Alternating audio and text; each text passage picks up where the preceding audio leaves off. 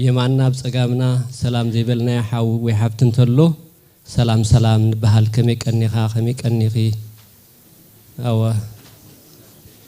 ورد ديب كميك أنيو سراح خميك أنيو أو كبرنا عملاخ مزمران جابير باركم رخات جابير تصقى يبزحلكم جابير تزلكم يبزحيو جابير باركم اسك أملاخ باركم نبل أفنا أو سينا ناي برخت قال بلعلي نوص جابير مسكن كبرنا أملاخ واقا خفيلهم نا أملاخ نمقلقال نعنا دما نبرخت خوننا له نعنا خاقلقلنا له جابير مسكن سلازي جابير باركم زلكم ساعات جابير يبزحيو أملاك أب مزمور بتزلكم كان أتجي أبهر يملأكم كبرون قيتا يكون الشيء نبقى الأملاك نحل فينا لو ما أنت بالأملاك زقل قلنا أبريموي ويلكم أبريمو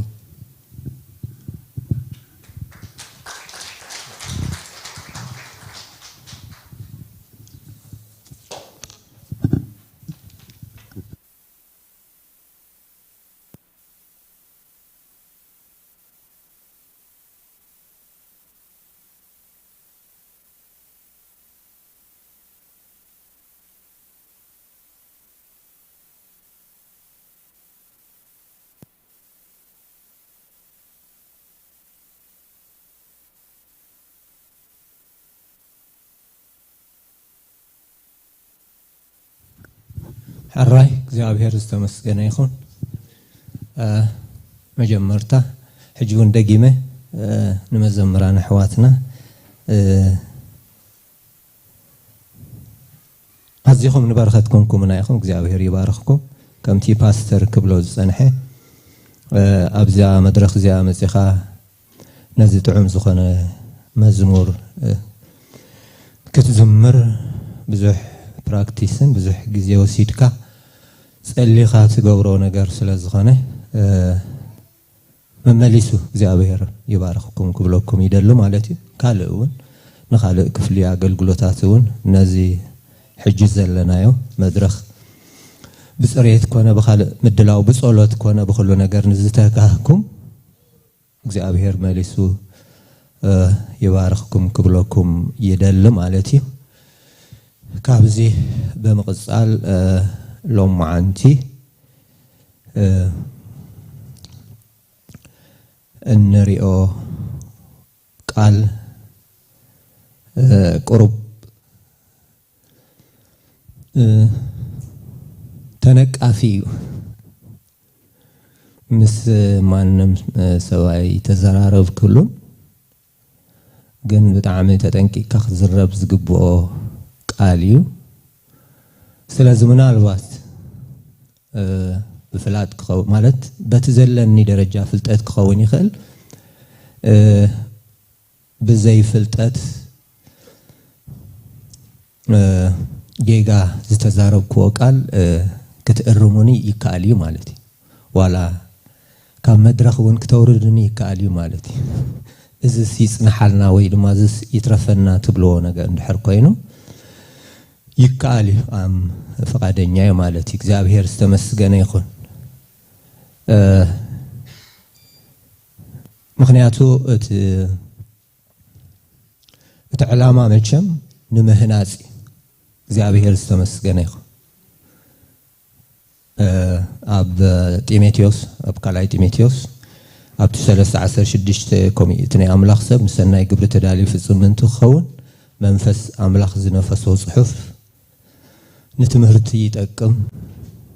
نمقنع نتقصاص نمأدابي تأكم يلو سلازي تنزاره وقال كابزي كوني مالتي እግዚአብሔር ዝተመስገነ ይኹን ንምንታይ እቲ ቃል ኣብ ልበይ ሓዲሩ ወይ ድማ ተሓሳብ ኣብ ልበይ ሓዲሩ ምክንያት ኣይነግረኩም እኔ ግን ናይ እግዚአብሔር ቃል ክሳብ ዝኾነ ክሳበት ይቅኑዕ ናይ እግዚአብሔር ቃል ተመዚኑ ክሳብ ዝሓለፈ ግን አሜን ኢልኩም ክትቀበልዎ ናይ ግድኒ ማለት እዩ እግዚአብሔር ዝተመስገነ ይኹን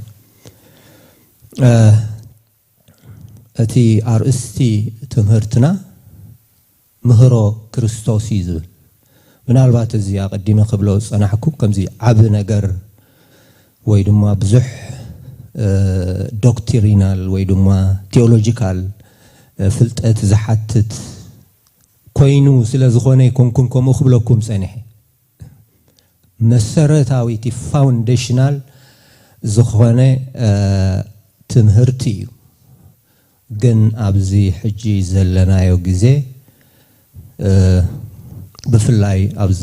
ኣነ ኣብ ገለገለ ዝተኸታተልኩ ኣብ ገለገለ ሚድያታት እውን ክፍኖ ዝረኣኹን ሰማዕኩን ማለት እዩ ብዙሕ ነቲ ትብዓት ማለት እዩ ነቲ ትብዓትና ነቲ ዘለና ትምክሕቲ ኣብ ዋጋዕ ዕዳጋ ዘእቱ ማለት እዩ ስለዚ ቅልጥፍ ኢለ ነቲ ቃላት ክዛረቡ ክፍትንየት ኣርእስትና ከምቲ ኣቐዲመ ዝነገርኩኹም እንታይ ዝብል ምህሮ ክርስቶስ እዚ ቃል እዚ ኣበይ ዝርከብ ኣብ ካልኣይ መልእኽቲ ዮሃንስ ኣብ ካብ ቁፅሪ 1 ክሳብ 11 ዘሎ እዩ ስለዚ ነቲ ክፍልቲ ክነንብቦ እሞ ብድሕሪኡ ጸሊና ናብቲ ቃል ክንኣቱ ኢና ማለት እዩ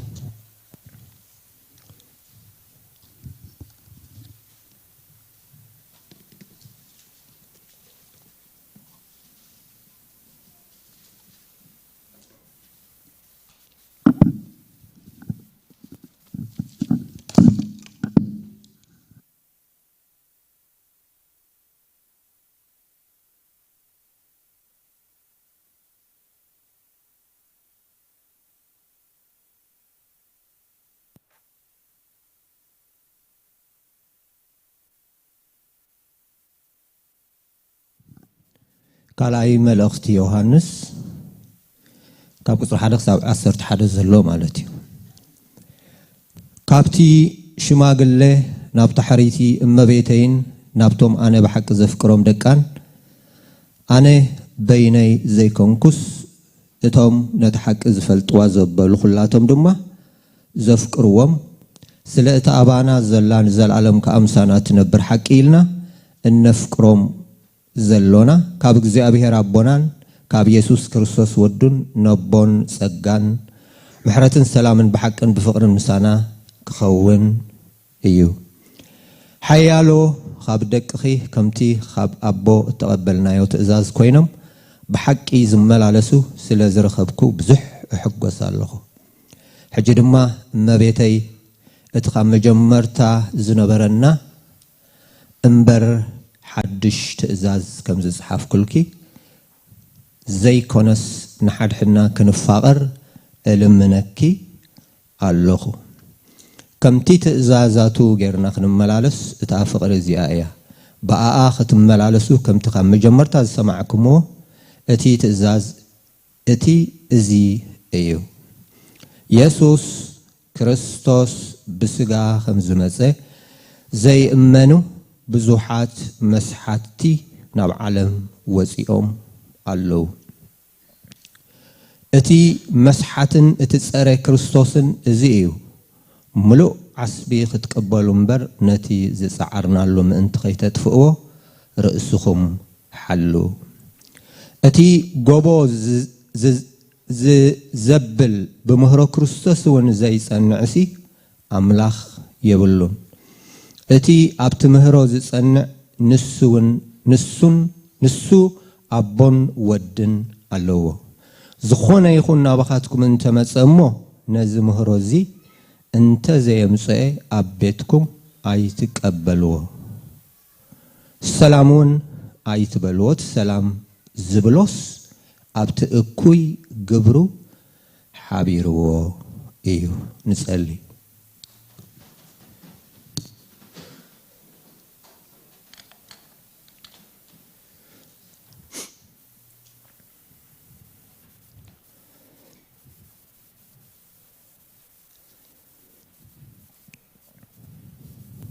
እስኪ ሕጂ ከዓ ህድእ ኢልና እስኪ እግዚአብሔር ክዛረበና በመንፈሱ ገይሩ ክዛረበና ቃሉ ክገልጸልና ነቲ ዝተዘርበ ቃል كجلسلنا حجون اسكي نتصبابيو رؤسنا أهدينا أبقدم إجزابير اسكي نقرب إجزابير يزارب سق أيبلني تبعيلو خمس تصحفه سلازسكي بزا ساعات الزياء بزياب قدمكم دو إلو زلو بارياكوا نمبال انتزي دفركوغن حاوخم بؤو غيرو خزارب الناس نتصبابا يوكزيابي هرز تمسغنيخ نحنا فطراتو إنا يبلنا نكزيابي هرقال نحنا فطراتو إنا إدو اتخب كوبان أباقي مغاسو إنا يبلنا سلازسكي نزي فتارينا زخانه أملاخنا مدحانينا زخانه يسوس كريستوس دقافينا حقازينا مصطنانعنا ممهرنا زخانه بروخ منفس قدوس اسكين عدمو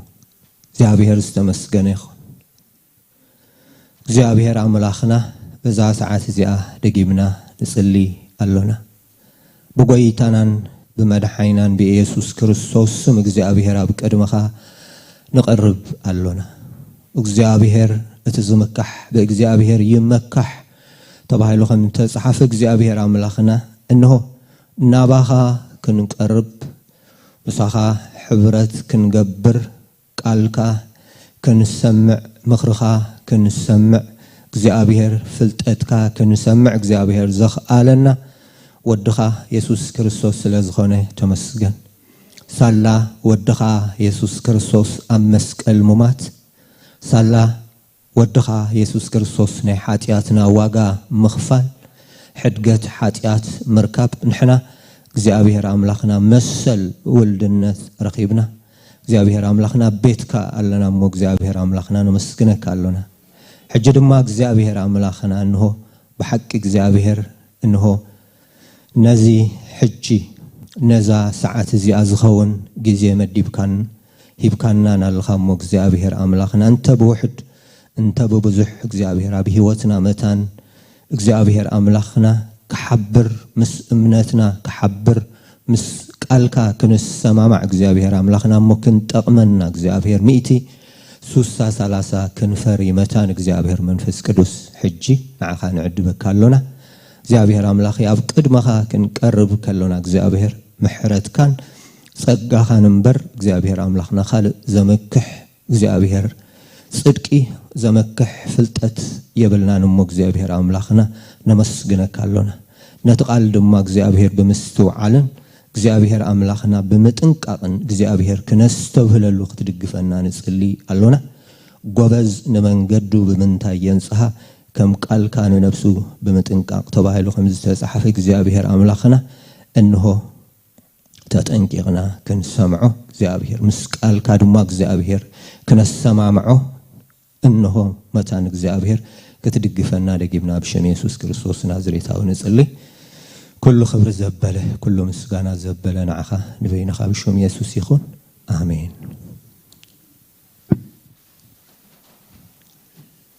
حراي كمتي اقدم زنببكو اتا ارستي انتاي لكم مهرو كريستوس سبل سلازي ابتا قصري تشعته ابا الله تا قال مالتي اتغوبو زبل بمهرو كريستوس ون زي صنع زبل قالالو سلازتا ارستي كابزيا وسيدا يا مالتي እግዚአብሔር ዝተመስገነ ይኹን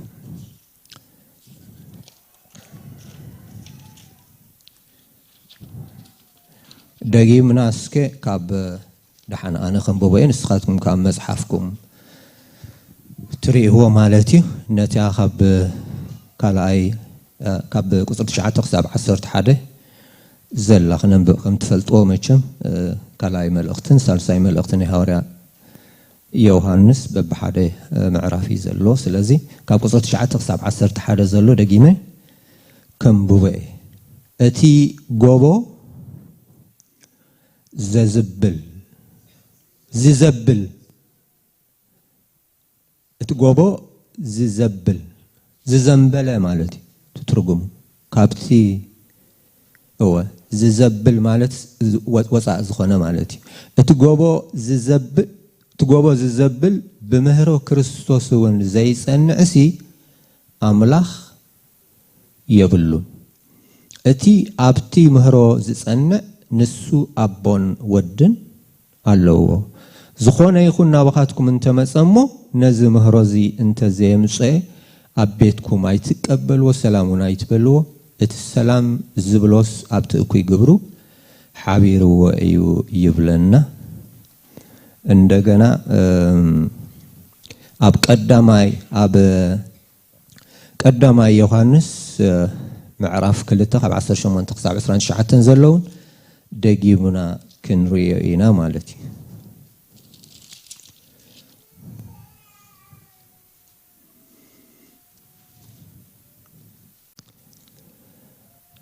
قالأي ملأخت يوحنس قدامي ملأخت يوحنس كاب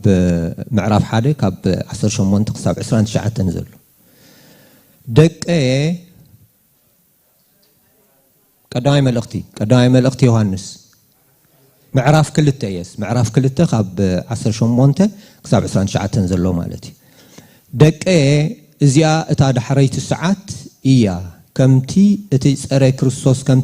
كم زمص زسمعكمو كاب حجون بزوحات اصرار كريستوس تنسيوم አለው እዚኣ እታ ዳሕረይቲ ሰዓት ምዃና በዚና እንፈልጥ ካባና ወፂኦም ግና ካባና ይነበሩን ካባና ነይሮም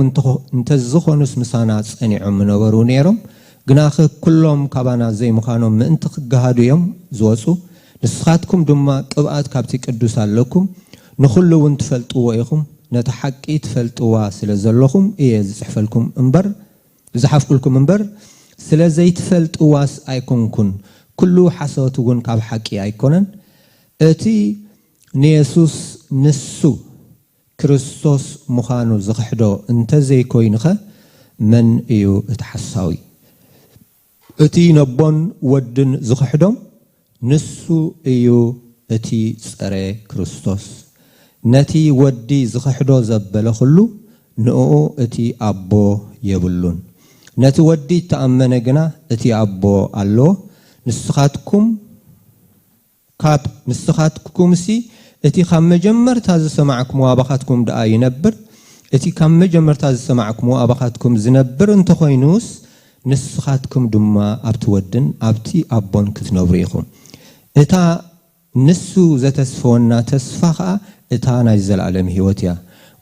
ብዛዕባቶም ዘስሕትኹም እየ እዚ ዝጽሓፍክልኩም ንስኻትኩም ሲ ከም ትቕብኣቱ ብዛዕባ ኩሉ ዝምህረኩም ዘሎ ሓቂውን እዩ ሓሶት ኣይኮነን እሞ ከምቲ ንሱ ዝመሃረኩም ኮንኩም ኣብኡ ክትነብሩ ኢኹም እምበኣርከ እቲ ካብኡ እተቐበልኩም ቅብኣት አባኻትኩም ይነብር ኣሎሞ ሓደኳ ክምህረኩም ኣይድልየኩምን እዩ ሕጂ ድማ ደቀ ንሱ ክግለጽ ከሎ ትብዓት ምእንቲ ክንረክብ ብምጽኣቱ ናብ ቅድሚኡ ከይንሓፍርሲ ብኡ ንበሩ ይብለና እግዚአብሔር ዝተመስገነ ይኹን ከምዚ እንሪኦ ዘለና ኣብዘን ክልተ መልእኽታት ናይ ሐዋርያ ዮሐንስ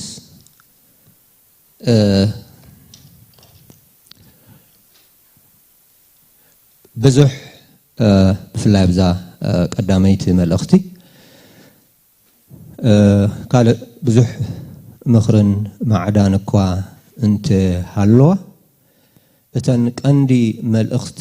ቀንዲ ሓሳባት ናይቲ መጽሓፍ ክንሪኦ ከለና ግን እንታይ እዩ በቲ ሓደ ወገን እቲ ምህሮ ክርስቶስ እቲ ቀዳማይ ትምህርቲ እቲ ናይ መጀመርታ ትምህርቲ ንዕኡ ኣጽኒዖም ክሕዝዎ ከም ዘለዎም በቲ ካልእ ሸነኽ ድማኒ ካብቲ ናይ ስሕተት ትምህርቲ ወይ ድማኒ ካብቲ ናይ ጸረ ክርስቶስ ንምጥንቃቅ ከም ዝኾነ ኣብዚ የተሐሳስበና ማለት እዩ እግዚአብሔር ዝተመስገነ ይኹን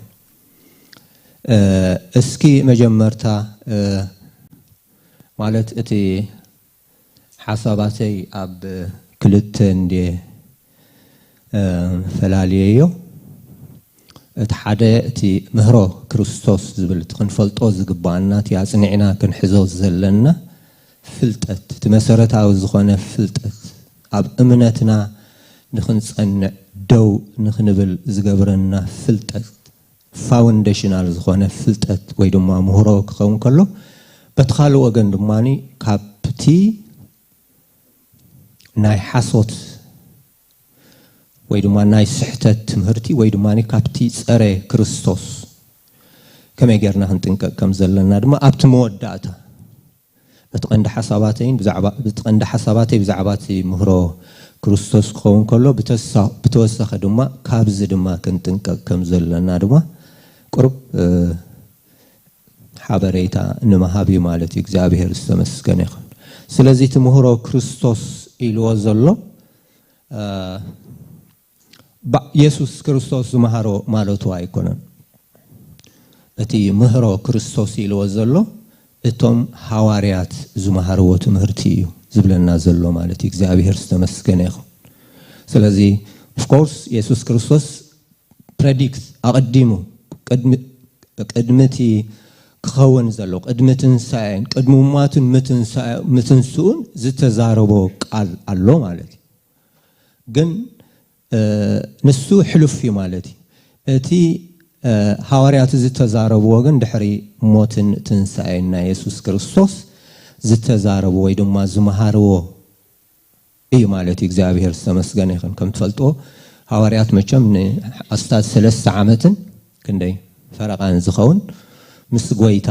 ከም ዝነበሩ ምስኡ ከም ዝተመላለሱ بدحر يدما يسوس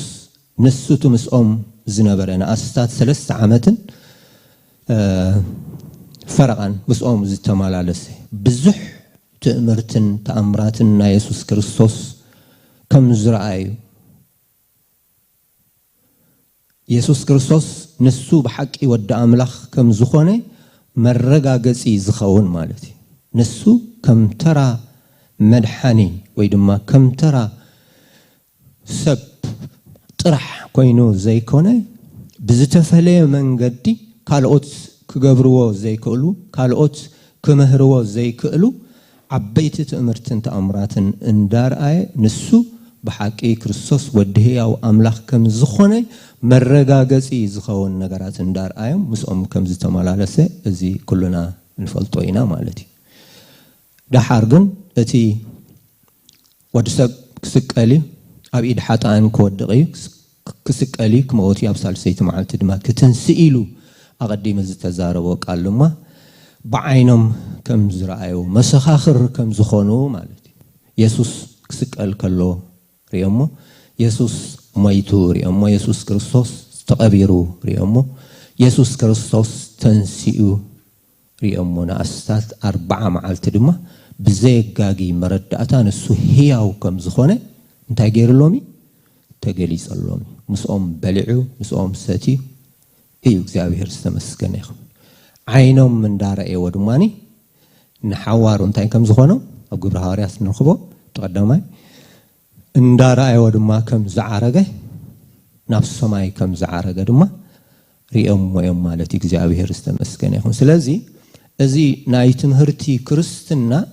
حدش كيلا مسرته انتاي مسرت نبياتن مسرت حوارياتين እግዚአብሔር ዝተመስገነ ይኹን ስለዚህ ትፍልጠትና እምነትና አበይ ዝተሰረተይ አብ ነቢያትን አብት ምስክርነት ናይ ነቢያትን ምስክርነት ናይመን ናይ حوارياتين እግዚአብሔር ዝተመስገነ ይኹን ስለዚህ نزي أقدمنا زنببنا يو قدامي ملأختي عندنا كلاي ملأختنا يوحنس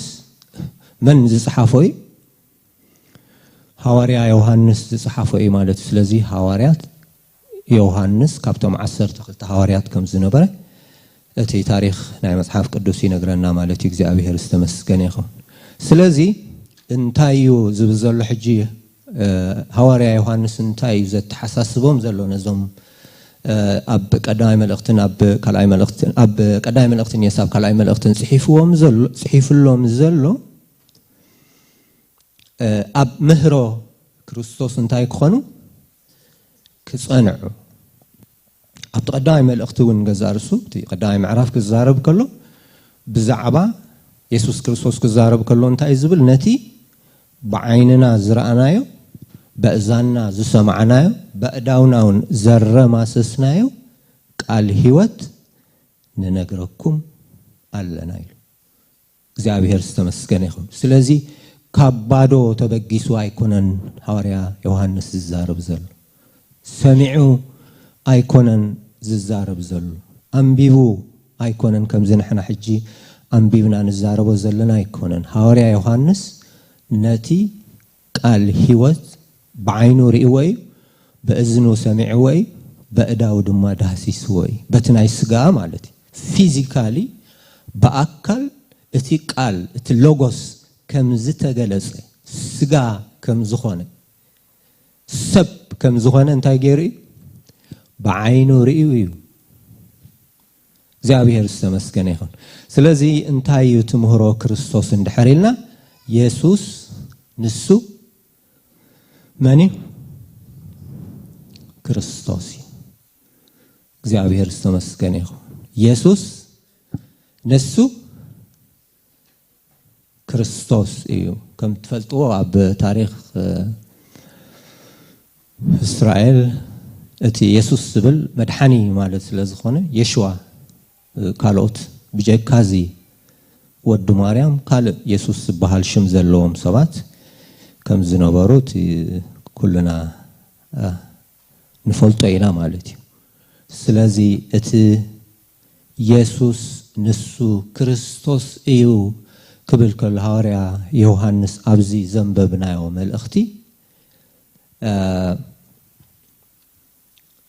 نمنتاي كوميلو مشم كم تي زنببنا يوم اقدمنا انتاي سلا نزي يسوس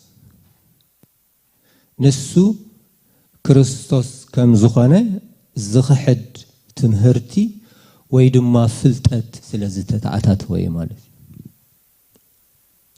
እግዚአብሔር ይመስገን ይሁን ስለዚህ ኢየሱስ ተመድራዊ መጽውዒው እቲ ክርስቶስ ከአ እቲ ቅቦ ወይድማ እቲ አምላኻዊ መጸውዒ ወይድማኒ መለኮታዊ መጸውዒ ማለት እግዚአብሔር ይመስገን ኢየሱስ ክርስቶስ በስጋ ዝተገልጸ አምላኽ እዩ አሜን አብዚያ አባይ አሜን ክሰምዕ ይደል ኢየሱስ ክርስቶስ ንስንታይ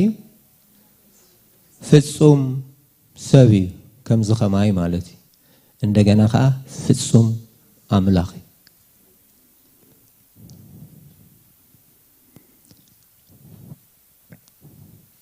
እጥቃል ስጋ ኾነ ኣብ ቀዳይ መልእኽቲ ኣብ ቀዳይ ምዕራፍ ወንጌል ዮሐንስ ክዛረብ ከሎ እጥቃል እንታይ ኮነ ይዝብለና ስጋ ኾነ ስጋ ኾነ ማለት مترجم يدلي مثلاً تاكونه تبل قالس بتعمي تتنقيك كتمر مراز قبا قال كوينا يا رقيبه امالتي እግዚአብሔር ተመስገን ይሁን ምክንያቱ ነዛ ኮነ ትብል ቃል بخال ጌጋ ክትርጎም ከላም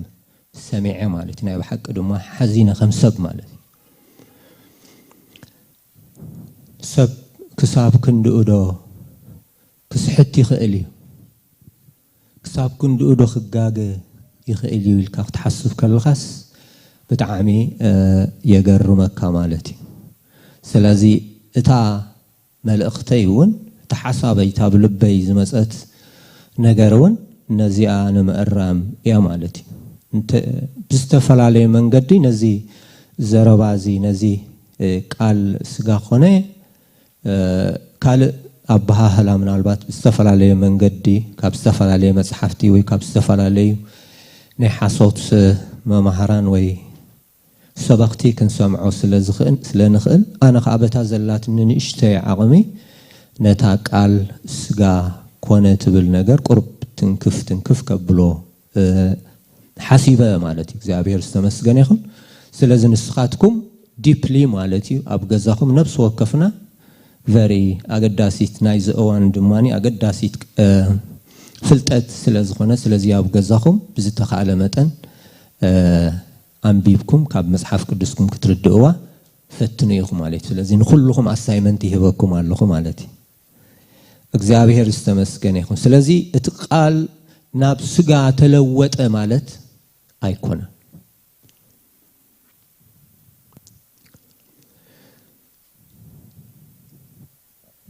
ሓደ እንታይሉ ክትርጉማ ሰምዐዩ ኢየሱስ መንፈስ እዩ ኢልዎ ኢየሱስ ከአ ስጋ ክኸውን አይኽእልን በመሰረቱ ኢልዎ ኢየሱስ ግን ስጋ ፈጢሩ እዩ ኣብቲ ስጋ ሓዲሩ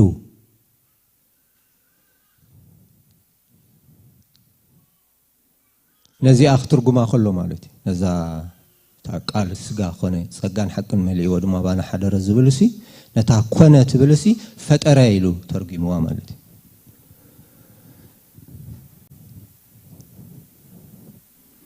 وخال الزرار بانتاي مالتي املاح قال افترت فطيرو مالتي زعبا قال كزارب كلو بتي قدا ابتي مجمريا انت يزبل بمجمرتا قال نبره اتقال اب املاح نبره اتقال املاح نبره كله بؤو كونه بزي بؤو زخونه يلبون زنتاي زرينا قال انتايو املاخيو اتسالساي اكل ناي سلاسي مالتي ስለዚህ ነዛ አተረጋጉማ እዚኣ ሕጂ እንታይ ይገብረሎ ማለት ነቲ ናይ ስላሴ ትምህርቲ ዘናግዖ ዘሎ ማለት ነቲ ናይ ስላሴ ትምህርቲ ሲ ፋሕፋሕ ይብለሎ ማለት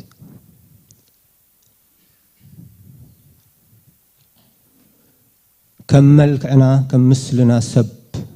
ንፍጠር ዝበለ ስላሴ ንዑ እንታይ ይገብረሎ ፋሕፋሕ ይብለሎ ማለት ተዘይኮነ ግን እዚ ቃል ንብሎ ዘለና እቲ ለጎስ ንብሎ ዘለና እቲ መሲሕ እቲ ብዛዕባቲ ክመጽእ ዘሎ መሲሕ እስራኤላውያን ክሳብ ሎሚ ዝጽበይዎ ዘለው መሲሕ ኣነ ምስኦም ስለ ዝሰርሕ ብጣዕሚ ዝሓዝን ማለት ቤት ትምህርቲ ኸኣ ስለ ዝኾነ እቲ ዝገብርዎ ነገር እቶም ቆልዑት ደኺሞም እዮም بعد كاب ساعات شعات خساب ساعات 4 زلو غيزي لح يم زبلوهم بقى نتي منفساو تمرتي نتي حقي نتي سرعات كله تسرعاتات تي هيمانتاو بعالات نعو زغبرو نطفتات نعو تا ايهودنت مالتي تناي ايهودنت تمرتي كسر صلوم نتون قلعت بتعميم تاش مزغبرو مالتي ملك املخو زلو نتحايلو غنا زخحدو يسوس انتاي نعنا حايلي املاخي نمدحان وانجيل زعبا وانجيل كزارب كله انتايلو رومي وانجيل حايل املاخ نمدحان يلونا እግዚአብሔር استمسكن يكون حايلي زيبلو ناي منفس قدوس هلونا زيبلو غنا ملكع املخو زلو مالتي ስለዚህ ገና ክርስቶስ ክግለጽ አጸብቆም ይሁን ዝጽበዩ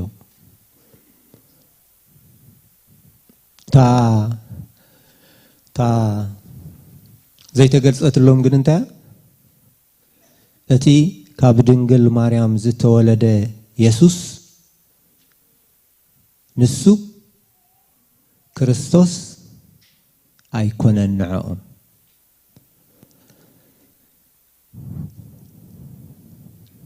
እምነትና ግን ኣብ ምንሕና ምንታይ ዝተሰረተ እዩ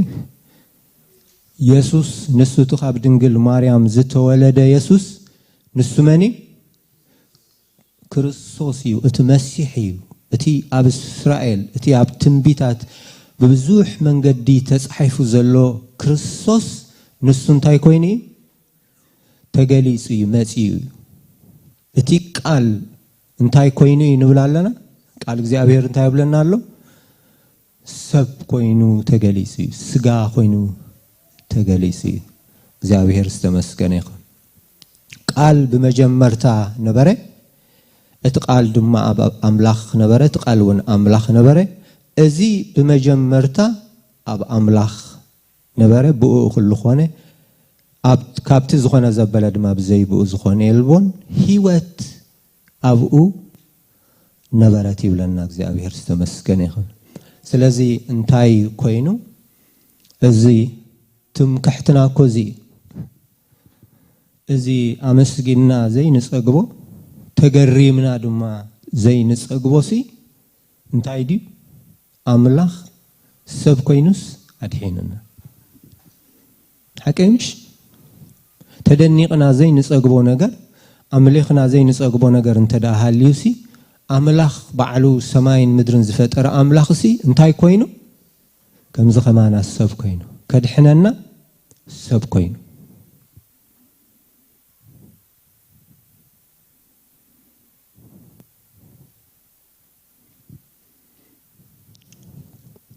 ፈጢሩ አይኮነን አድሒንና አሜን ካልእ ስጋ ፈጢሩ አይኮነን አድሒንና እስከሆም ንበል ኢየሱስ ካልእ ስጋ ፈጢሩ አይኮነን አድሒንኒ እስከንበል ክርስቶስ ካልእ ስጋ ፈጢሩ አይኮነን አድሒንና ክርስቶስ ባዕሉ ስጋ ለቢሱ ከምዝ ኸማና ኮይኑ እዩ አድሒንና አሜን እግዚአብሔር ዝተመስገነ ይኹን ከምቲ አቀዲመ ዝበልክዎ እዚ ትምህርቲ እዚ እንታዩ ኣብ ኤፌሶን ካልኣይ ምዕራፍ ካብ 19 ክሳብ 20 ንረኽቦ እዚ እምነትና እንታይ መሰረትና እንታይ መሰረት ነቢያትን ሐዋርያትን ከም ዝኾነ ክንዝክሮ ይግባአና ማለት እዩ እግዚአብሔር ዝተመስገነ ይኹን ስለዚ ብዛዕባ እዚ ክርስቶስ ስጋ ዝኾነ ሰብ ዝኾነ ንሱ አምላኽ ከም ዝኾነ ዮሐንስ እንገዛ እርሱ እንታይሉ መስኪሩሎ ድሕረይ ዝመጽእ ንሱ ቅድመይ ዝነበረ እዩ ብኻልእ አዘራርባ ኢየሱስ ክርስቶስ እቲ ኢየሱስ ክርስቶስ ዝብል መጸውዒ እቲ ቃል ስጋ ምስኮነ ኣብ ምድሪ ከም ዝኸማና ሰብ ምስኮነ ዝተዋህቦ ስሚ ቅድሚ ኢየሱስ ክርስቶስ ቅድሚ ምባሉ ግን እንታይ ነይሩ ስሙ እቲ መለኮታዊ ስሙ ኣብቲ ስላሴ እንታይ ነይሩ ቃል ነይሩ እግዚአብሔር ዝተመስገነ ይኹን እቲ ቃል ምስተገልጸ ሰብ ምስኮነ ግን እንታይ ተባሂሉ ኢየሱስ ክርስቶስ ተባሂሉ ማለት እግዚአብሔር ዝተመስገነ ይኹን እዚ ዝበልኩኹም አቀዲመ ዝጠቀስክዎ ነገር as if እግዚአብሔር ሓድሽ ፍጥረት ከም ዝፈጠረ ማለት እግዚአብሔር ግን ኣብ 6 መዓልቲ ፍጥረት ወዲኡ ጽቡቕ ከም ዝኾነ ከም ዝረአይ ኣብ ሻውዓይ መዓልቲ ድማ እንታይ ከም ዝኾነ መጽሓፍ ቅዱስ ዝነግረና ከም ዝዕረፈ ከም ሓደ ግዜ ምሽ ዞም ሳይንቲስትስ ዝብልዎ ምሽ ጨነቆም ከምኡ ይብሉ እዮም ሰብሲ ቲ ኢቮሉሽን ዝብልዎ ማለት እዩ ብዘገምታው ዝኾነ ለውጢ ሲሰብ ናብዚ ሕጂ ደረጃ በፂሕዎ ዘሎሲ ብመስርሕ ናይ ለውጢ እዩ ይብሉና ማለት በኋላ ዘራርባ ቀድም ማንክ ነርና ሕጂ እንታይ ማለት እዩ ሰብ ከም ዝኾንና ማለት እዩ ግን እቲ ሓቂ ግን ከምኡ ይኮነ ምሽ ዝነበረ ክጸንት ክጠፍእ እንተ ዘይኮይኑ እምበር እግዚአብሔር ሓድሽ ዝፈጠሮ ፍጥረት የለን እግዚአብሔር ዝተመስገነ ይኹን أملاخ كاب كل فترة انتاي كويني عرفي እግዚአብሔር ተመስገን ይሁን ስሩሕ ወዲኡ كل فترة أبزا مدرز يازلو فتيرو انتاي كويني ودي حدش فترة يلن እግዚአብሔር ተመስገን ይሁን ዕብራውያን 4 معرفون أبتي كسر سلسون قبرو كم مسرات عالم كم زت ودئي زنقرنا مالتي كم مسرات أبتو شاي معلتسي እግዚአብሔር انتاي كم زخونه قبرو انتاي كم زخونه ناي فترة قبرو انتاي كم زخونه كم زودئ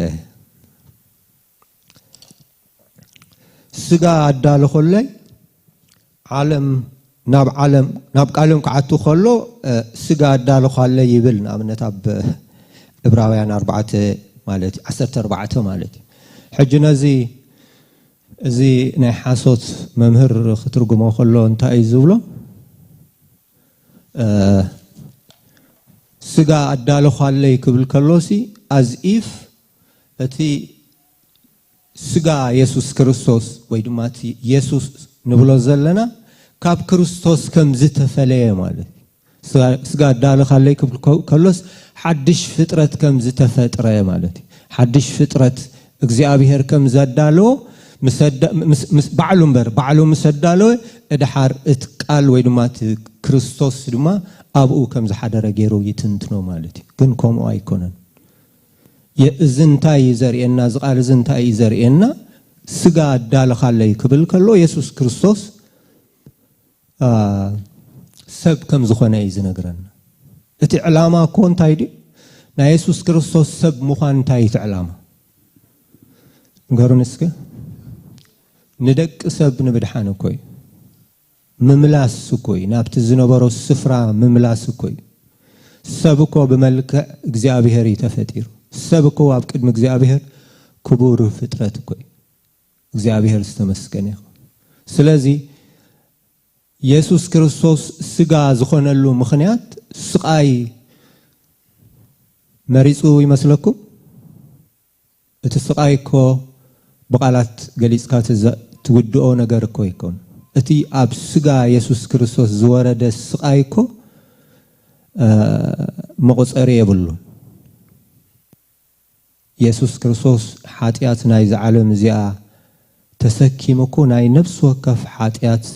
ክኸፍል እኮ እዩ ኢየሱስ ክርስቶስ ተሳቂዩ ማለት እዩ ስለዚህ ነዚ ስቃይ ዝሲ መሪጹ ዘኣተወ እኮ ኣይኮነን ብወዝቢ ዘኣተወ እኮ ኣይኮነን ክሳብ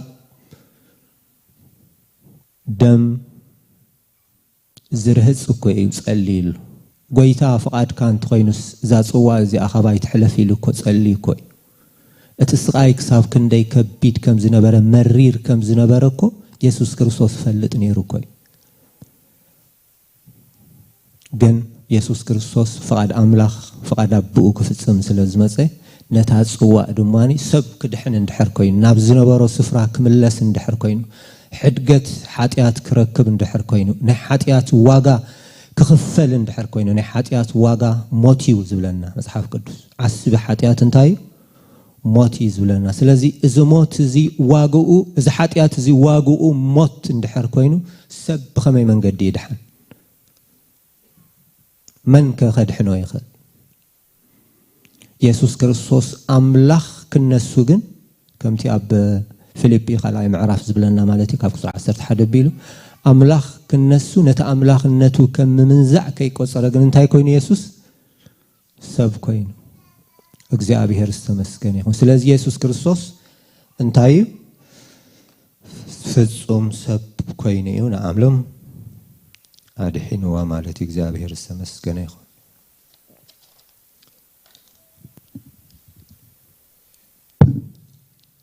حراي قرب ብዙሕ ህይወት ሐሳብ እቲ ናይ ኢየሱስ ክርስቶስ አምላኽነት ኣብ መጽሐፍ ቅዱስ ዝገልጾ ብዙሕ እዩ ኣነ ግን ከም ሞከስ ክኾነና ገለ ቁርብ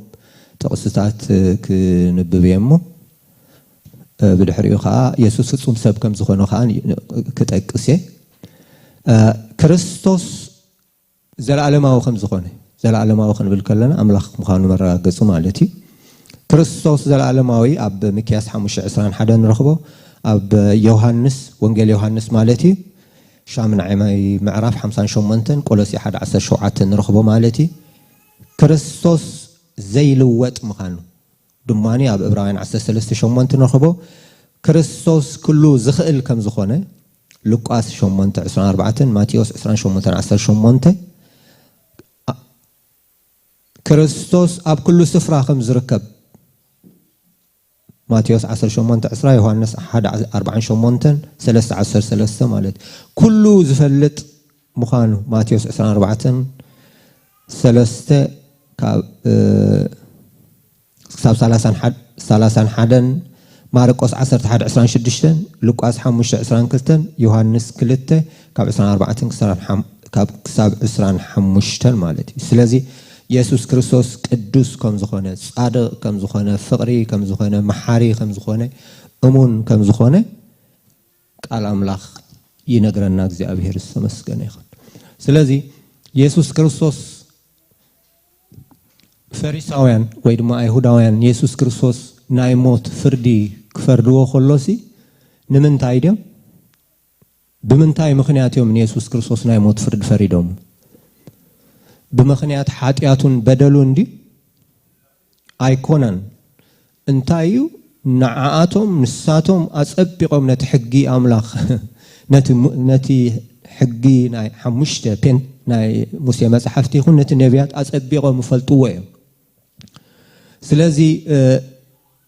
كريستوس نكريستوس يصبويه يسوع كريستوس بيتلهم يهودا كم زولد اصبقهم يمزفلطو مش حقي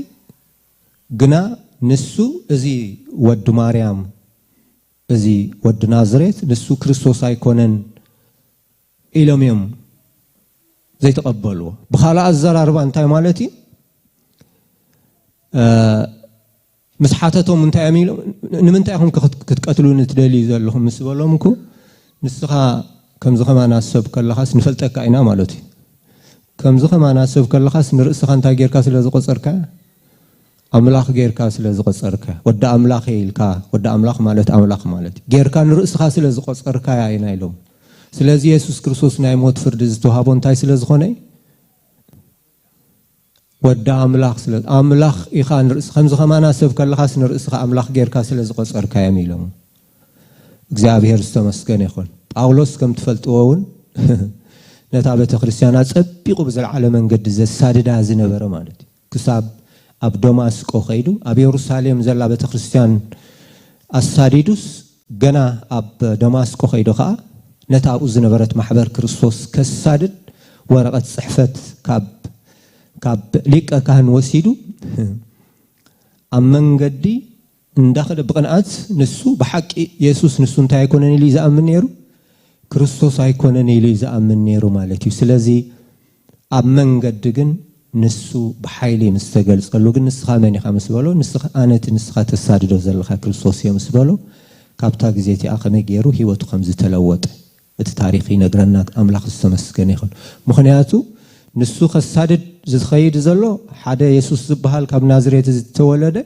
كريستوس زي كونه مسيح زي كونه تنصبيو زلنا مسيح زي كونه غن كان رؤس مسيح كيرو قصيرو سب يغاغي الله سلايزي إلو نتا بيت كريستيان زساددا نيرو مالتي اموداتا غن اتزساددو زلو يسوع نسو كريستوس مخانو مستغلصتلو غن ጳውሎስ እቲ ህይወቱ ኣብ ታሪኽ ናይ መጽሓፍ ቅዱስ ከም ትፈልጥዎ ክሳብ ክንደይ ናምላኽ በአገልግሎቱን በህይወቱን አخبيሩ ዘሐለፈ ናይ አምላኽ ሰብ ከም ዝኾነ ታሪኽ ይነግረና ማለት እግዚአብሔር ተመስገነ ይሁን ስለዚህ ኢየሱስ ክርስቶስ ፍጹም አምላኺ ኢየሱስ ክርስቶስ ፍጹም ሰብ ከም ዝኾነ ኻ መጽሐፍ ቅዱስ ይነግረና ማለት ባህሪያት ኣብ ሰብ ኮንካ ዘለና ባህሪያት ማለት ድኹም ሰብ ኮይኑ ድማ ኢየሱስ ክርስቶስ ከም ዝተገለጸ ጠመየ ይብለና ጠመየ ማቴዎስ 4:2 ጸመየ ይብለና ከምዚ ንሕና ጠመየን ጸመኦ ማለት ዮሐንስ 4:9-19:28 ደኸመ ይብለና ዮሐንስ 4:6 ደቀሰ ከምዚ ኸማና 8:14 ደንገጸ ማቴዎስ 9:36 ማቴዎስ 23 23 حزن وهاين حزنا مارقوس 3:4 نبع يوحنس 11:35 ماتيوس 26:38 لوقاس 19:41 عبراويان 51:7 ስለዚህ ኢየሱስ ክርስቶስ እንታይ ፍጹም ሰብ እዩ ማለት ከምዚ ኸማና ሰብ እዩ ፍጹም አምላኺ ፍጹም ሰብ እቲ ቃል እንታይ ኮይኑ ስጋ ኮይኑ ማለት እግዚአብሔር ሰብ ኮይኑ ማለት ኢየሱስ ክርስቶስ ጎይታ እዩ ካብ ባህሪ እዘን ሕጂ ዘንበበን ዘለኹ ኣብቲ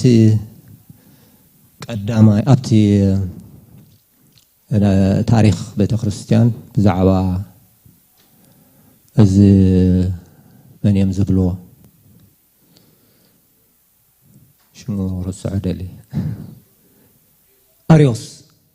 ብዛዕባ አሪዮስ ካብቶም ዓበይቲ ሽዑ ዝነበሩ አገልገልቲ እዩ ማለት እዩ ግን ኣብቲ ነገረ መለኮት ግን እንታይ ከም ዝኾነ ኸይዱ እንታይ ከም ዝኾነ ከም ዝስሓተ ማለት እዩ ስለዚ ኢየሱስ ክርስቶስ ናብ ምንታይ ናብ ምባል ደረጃ በፂሑ ኢየሱስ ክርስቶስ ፍጡር እዩ ናብ ምባል ደረጃ በፂሑ ናይ ስላሴነት ትምህርት እንታይ ገይርዎ ማለት እዩ ከምዚ ሕጂ አቀዲመ ቁርብ ዝተናኽፎ ዝነበርኩ ኢየሱስ ክርስቶስ ንሱ በኹሪ ፍጥረት ኢሉ በኻላ አዘራርባ እቲ አምላኽነት ናይ ኢየሱስ ክርስቶስ እንታይ ገይርዎ ማለት እዩ ክሒድዎ ማለት እዩ ስለዚ እቲ ሽዑ ዝነበረት ማሕበር ክርስቶስ ቶም ኩሎም አገልገልቲ ተኣኪቦም ዘውፅእዎ እንታይ አሽሙዬ ዘንብበልኩም ማለት ምናልባት ሕፅር አቢለ ገይረ የለኹ ኢየሱስ ሽዑ እንታይ ኢሎም እቲ ቅኑዕ ትምህርቲ እዚ ሕጂ ንሕና ንኣምነሉ ትምህርቲ ማለት እዩ ኢየሱስ ክርስቶስ ጎይታ እዩ ካብ ባህሪ አቦ እተወልደ ወዲ አምላኽ እዩ አምላኽ ካብ አምላኽ እዩ ብርሃን ካብ ብርሃን ሓቂ አምላኽ ካብ ሓቂ አምላኽ ምስ አቦ ካብ ሓደ ባህሪ ዝኾነ እተወልደ እምበር ዘይተፈጥረ አንተ ቦንታ ኢለኩም ነረ ኢየሱስ እቲ ቃል ስጋ ኮነ ዝብለና ዘሎ ተፈጢሩ አይኮነን ካልእ ፍጥረት አይኮነን ማለት እግዚአብሔር ዝተመስገነ ይሁን አቀዲምና እንታይ ኢልና ኢና እግዚአብሔር ግብሩ ኣብ ፍጥረት እንታይ ገይሩ ወዲ እግዚአብሔር ዝተመስገነ ይሁን ሓድሽ ፍጥረት የብሉን ስለዚ እተወልደ እምበር ዘይተፈጥረ እግዚአብሔር ዝተመስገነ ይሁን ብኡ ኩሉ ኾነ በመን በክርስቶስ አብስ ብኡ ኩሉ ኾነ አበይን ኣብ ሰማይን ኣብ ምድርን ምእንታና ንምድሓንና ወረደ ስጋ ኮነ ኣብ ሰብ ድማ ኮነ ተሳቀ ብሳልሰይቲ መዓልቲ ተንሰአ ናብ ሰማይ ዓረገ ንህያዋንን ንሞታትን ክፈርድ ድማ ክምለስ እዩ እግዚአብሔር ዝተመስገነ ይሁን እዚ ሕጂ ዘንብቦ ዘለኹ ምናልባት እዝኮ ኣብቲ መሰረታዊ ትምህርቲ ክርስቶስ ትምህርቲ ምድሓን ወይ ድማ አገልግሎት ዝተማሃርኩሞ ነገር ክኸውን ይኽእል ግን እታ ናተይ ፖይንት ግን ቁርብ እታ ቃል ስጋ ኾነ ትብል ነገርሲ ኣብ አንሽተይ መብርሂ ንምሃብ ኢለ ዝዛረብ ዘለኹ እምበር ዘይትፈልጥዎ ትምህርቲ ያኩንኩን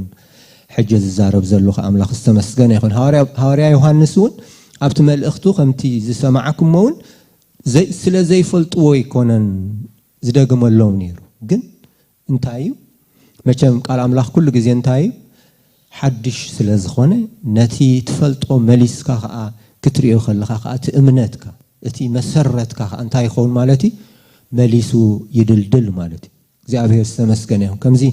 ገዛ ሓንሳብ ጽቡቕ መሰረት ጌርካ ምስ ገበርካዮሲ ድሓር ነቲ መሰረት ዝኾነ ወይ ተخعይቱ ከይከውን ወይ ማይ ኣትይዎ ከይከውን ወይ ንፋስ ዝኾነ ነገር ከም ከይከውን ዜርካ ንገዛኻ ኣይትሪኦ እንዲኻ مش تريئ إخا እግዚአብሔር ተመስገነ ይኹን ትፍትሽ ኢኻ ማለት ዝኾነ ነገር ዝተባላሽ ነገር ከይህሉ ማለት እዩ ስለዚ እዚ ድማ መሰረት ናይ እምነትና ስለዝኾነ ተጠንቂቕና ኢና ክንሕዞ ዘለና ማለት እግዚአብሔር ተመስገነ ይኹን ስለዚ ኣብዚ ዘንበብናዮ መልእኽታት ሐዋርያ ጳውሎስ ነዚ ነገር እዚ ክጽሕፍ ከሎ ኢየሱስ ንሱ ክርስቶስ ከም ዝኾነ ከረዶም ክፍትን ከሎ እቲ ኣብኡ እንታይ ስለ ዝነበረ እዩ ነዚ ፍልጠት እዚ ወይ ድማ ነዚ ሓቅ እዚ ዝጻረር ፍልጠት ስለ ዝነበረ ካልእ ፍልጠት ማለት ሕልፍ ዝበለ ፍልጠት በትንሶም ዝብልዎ ማለት በቲ ኣብቲ እዋንቲ ተሲኦም ዝነበሩ ናይ ሓሶት መማሃራን ወይ ድማ ፈላጣት ኢሎም ንርእሶም ዝገልጽዋ ማለት ወይ ድማ እዚ ኖጎስቲዝም ዝበሃሉ ማለት ንርእስኻስ ካብ ካልእ ሰብ ፈላጥ ጌርካ ምቁጻር ማለት ሕጂ እንታይ ንሳቶም ሕጂ እንታይም ዝብሉ ካልእ ፍልጠት ኣሎ ካብዚ ኣቀዲምና ክንዛረቦ ዝጸናሕና መሰረት ነቢያትን ሐዋርያትን ዘይኮነሲ ካልእ ዝተገልጸልና ብፍልጠት ዝተገለጸልና ካልእ ፍልጠት ኣሎ ኢሎም እዮም ነቲ ምእመን እንታይ ዝገብርዎ ነይሮም ማለት እዩ ዘናዕብዎ ነይሮም ማለት እዩ መስሓቲ ወይ ድማ ጸረ ክርስቶስ ዝብሎ ማለት እንታይ እንትኣሽሞም እቲ ትምህርቶም እንታይ ዝብል ኩሉ መንፈስ ቅዱስ እዩ ኩሉ ስጋኻ ርኹስ እዩ ስጋ ዘበለ ርኹስ እዩ ኩሉ ስጋ ርኹስ እዩ ስለዚ ኩሉ መንፈስ ከዓ እንታይ ቅዱስ ኩሉ መንፈስ ቅዱስ ዲ ኩሉ መንፈስ ከዓ እንታይ ኢሎም እዮም ዝኣምኑ ንሳቶም ቅዱስ እዩ ኢሎም እዮም ዝኣምኑ ስለዚ በኋላ ኣዘራርባ እንታይ ማለት እዩ ኩል መንፈስ ቅዱስ ስለዝኾነ ኣቀዲምና እንታይ ክንብል ጸኒሕና እቲ ቃል እንታይ ኮነ ኢና ንብል ዘለና ስጋ ኮነ ኢና ዝብል ዘለና ስለዚ ንሳቶም ድማ በትናቶም ኣተሓሳስ ሎጂክ ወይ ድማ ስነ ሞጎት ንቃል ኣምላኽ ብሪዝኒንግ ተመራሚርካ ይኮንካ እንትፈልጦ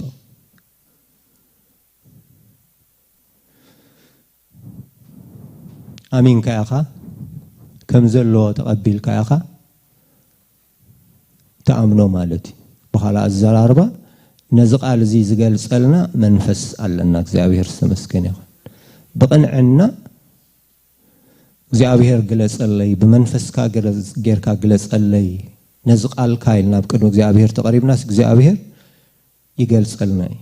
በፍልጠት በመምርማር ብናይ እምሮ ፍልጠት ዝብጻሕ ነይሩ እንተትኾኑሞ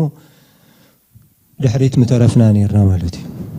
ፈላስፋታት አለው ማለት ሳይንቲስትስ አለው ማለት ሳቶም ጥራህ መፈለጥዎ ንሕና ኻ ዓድው ዒልም ኾና ነርና ማለት አምላኽ ተመስገነ ይኹን ስለዚ እንታዮም ዝብሉ ዚኦም ንብሎም ዘለና መንፈስ ቅዱስ ስለዝኾነ ስለዚ ንስኻ በት መንፈሳው ነገር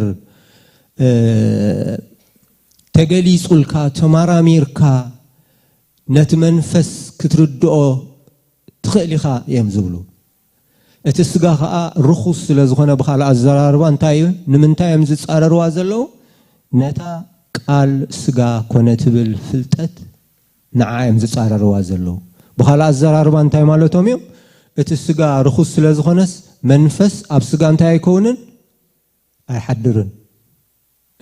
ታ መሰረት እምነትና ድማ እንታይ አንሕና እቲ ቃል ስጋ ኾነ ጸጋን ሐቅን መሊዎ ከአባና ሓደረ ይብለና ማለት ስለዚ ታ መሰረት እምነትና ናይ ፍልጠትና መሰረት እዚያ እዚ ዘድሓነና ቃል ስጋ ኮይኑ ተገሊጹ ከም ዝኸማና ስጋ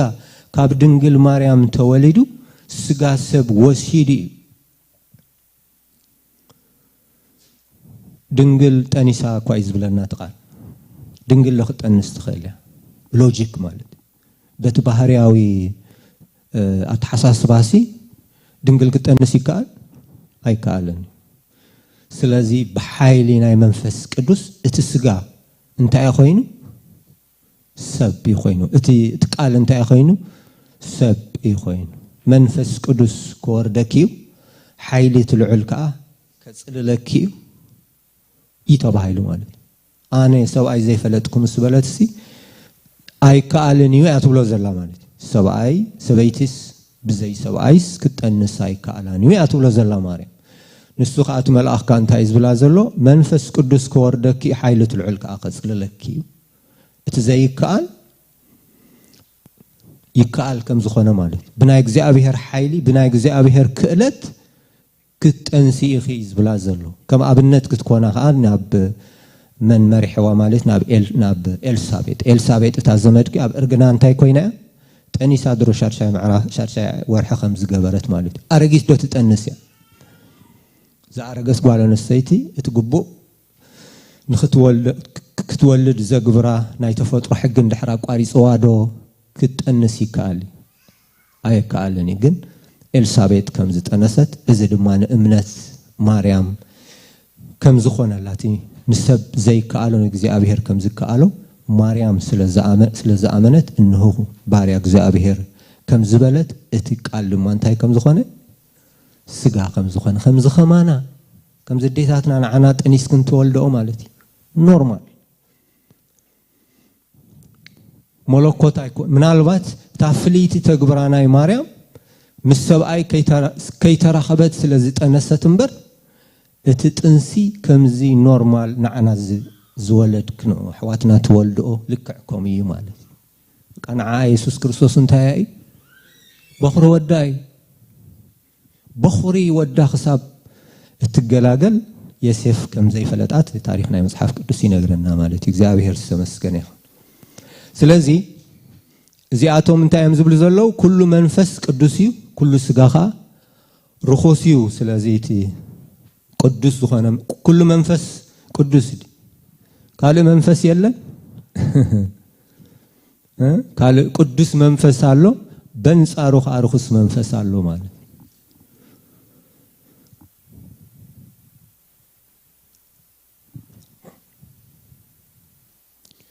نختدحن فلوي فلتات كهلو كالو يلم يمزامنون يرمس ابتو وانتو مالتي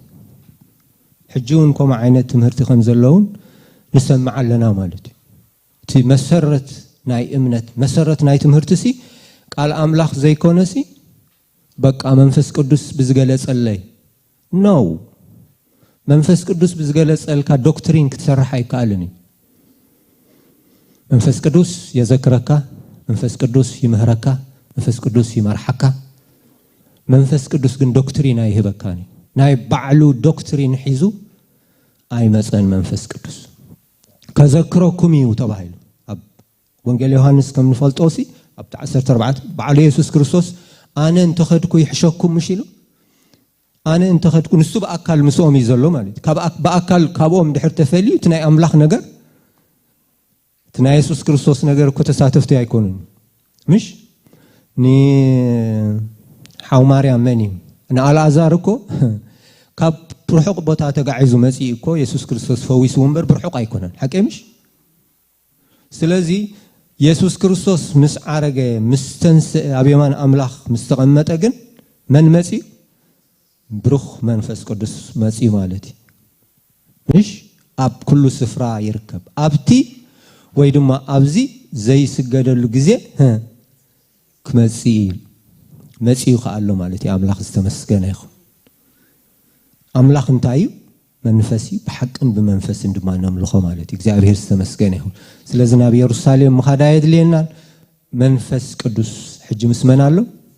ምሳና ይነብር ምስአመንቲ ይነብር እግዚአብሔር استمسكن يخون ስለዚህ كل منفس انتاي يكونن ቅዱስ አይኮነን ማለት ነው ስለዚህ እምነትና አብካለ ፍልጠት ወይ ድማ ካለ ተገልጾም ኩሎም እኮ ተገልጾልና አይሎም እኮ ካለ ዶክትሪን ሰሪሕ ካብት ዝገርመኩም እኮ አትመሰረትናይ እቲ ፍርቅ ትምርቶም ድማ መጽሐፍ ቅዱስ እኮ ካለ እንተ ዝብጎስውን እኮ ጽቡቅ ነይሩ እቲ መሰረቶም ሲ ካለ እንተ ዝኸውኑን እኮ ሽሙ ዘሃበ እንተ ዘይኮነ ግን اتي فرق تمرتهم كو مصحف قدس كويم زوسدو ولا خالق تمرتي انترينا عالم حج حزوا زلو فرقنا عالمنا دارغا بليونس كوينوم زلو امنتن غزا ارسوكو اب يروساليم اب اسرائيل بنقددي بستفلالي منقد اندخدن مصحف قدس فلط سلازنبره كوي فرقو حدش بلو يلو فرقو حدش يلو خالق فلطت امسيو ملأخ تغليص له يلو ግን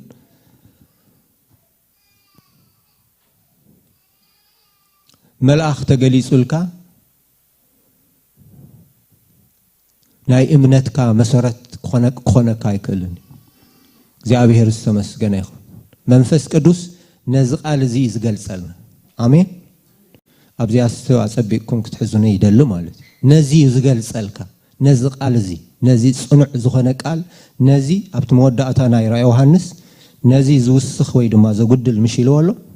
ስለዚ እዚ ቃል እዚ አይውስኾ አይንከዮ አሜን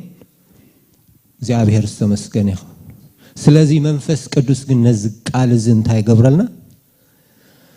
ይገልጸን ኣብዚ ቃል እዚ ዘሎ ተስፋታት ድማ እንታይ ይገብረና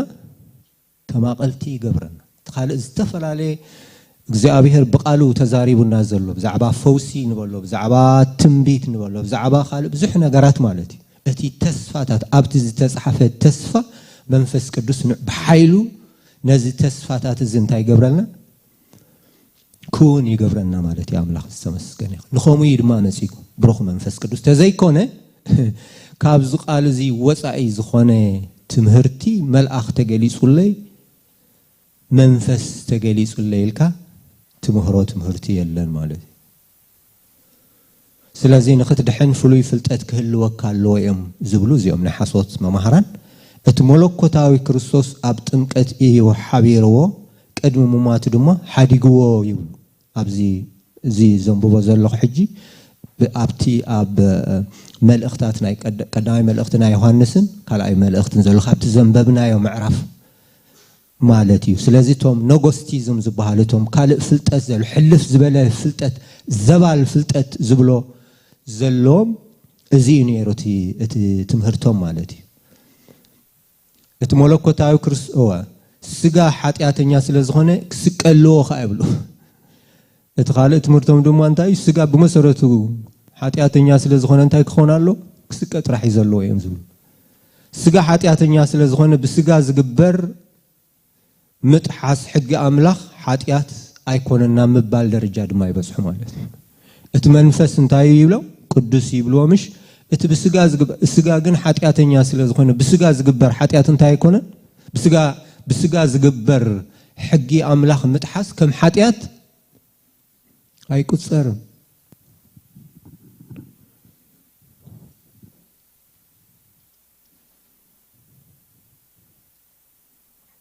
ከመይ ገይሮም ነቲ ቃል እንታይ ይገብርዎ ኣለው የዛብዕዎ ኣለው ኦፍ ኮርስ ኩሎም ኃጢኦም ክብሪ አምላኽ ሲኢኖም ይዝብለና ናይ እግዚአብሔር ቃል ሰብ ኩሉ ሰብሲ ብምኽንያት ኃጢአት እንታይ ካብ እግዚአብሔር ተፈሊ ምሽ ሓቂ ሓደ እኳ ጻድቅ የለን ይዝብለና ዛትስ ዋይ ኢየሱስ ክርስቶስ ትቅዱስ ኢየሱስ ክርስቶስ ብዘይ ኃጢአት ዝተወለደ ኢየሱስ ክርስቶስ ከድሕነና ሰብ ዝኾነሉ ምኽንያት ማለት እዩ አምላኽ ዝተመስገነ ይኹን አምላኽ ኮይኑ አይኮነን ኢየሱስ ክርስቶስ አድሕነና ሰብ ኮይኑ ያድሕነና ስለዚ እንታይ ንማለት የ ኃጢአተኛ ስለዝኾነ መድሓኒ ግን ተዋሂቡና ማለት ወዲ ተዋሂቡና እግዚአብሔር ዝተመስገነ ይኹን እዚ ፍልጠት እዚ ዞም መስሓት ንብሎም ዘለና ተጠቂሶም ዘለው ግን እንታይ እቲ ስጋሲ ኃጢአተኛ ስለዝኾነ ሕጊ አምላኽ ክጥሕስ ናይ ግድን እዩ ስለዚ በኃጢአት ንገብሮ አምላኽሲ ነቲ በኃጢአት ንገብሮ ነገር እንታይ ገብረናን ማለት እዩ ብስጋ ንገብሮ ነገር አይሕዘልናን ናብ መባል ደረጃ እዮም በፂሖም ማለት እዩ ስለዚ ቀደም ነንብቦ ነርና እቲ ናይ ሓሶት ትምህርቲ ኣብ መጽሓፍ ከምዚ ሕጂ ክነንብቦ ዝጸናሕና ኣብ መጽሓፍ ቅዱስን ተጠቂሱልና ስለ ዘሎ እቲ ናይ ሓሶት ትምህርቲ ብኸምኡ አንቢብና ንፈልጦ ነርና ሕጂ ግን ዳርጋ ኣብ ከባቢና ብዝተፈላለየ መንገዲ እሞ ኣብ ዝናህና ሕብረተሰብ ከምኡ ዓይነት ትምህርትታት ይቀላቀል ስለ ዘሎ ካብዚ ኣጸቢቕና ክንጥንቀቕ ከም ዝግባአና ካብቲ መሰረታዊ ዝኾነ ፍልጠት ወይ ድማ ምህሮ ክርስቶስ ካብኡ ክንዘብል ከም ዘይብልና መሰረትና እምነትና ኣብ ቃል እግዚአብሔር ዝተመስረተ ክኸውን ከም ዘሎ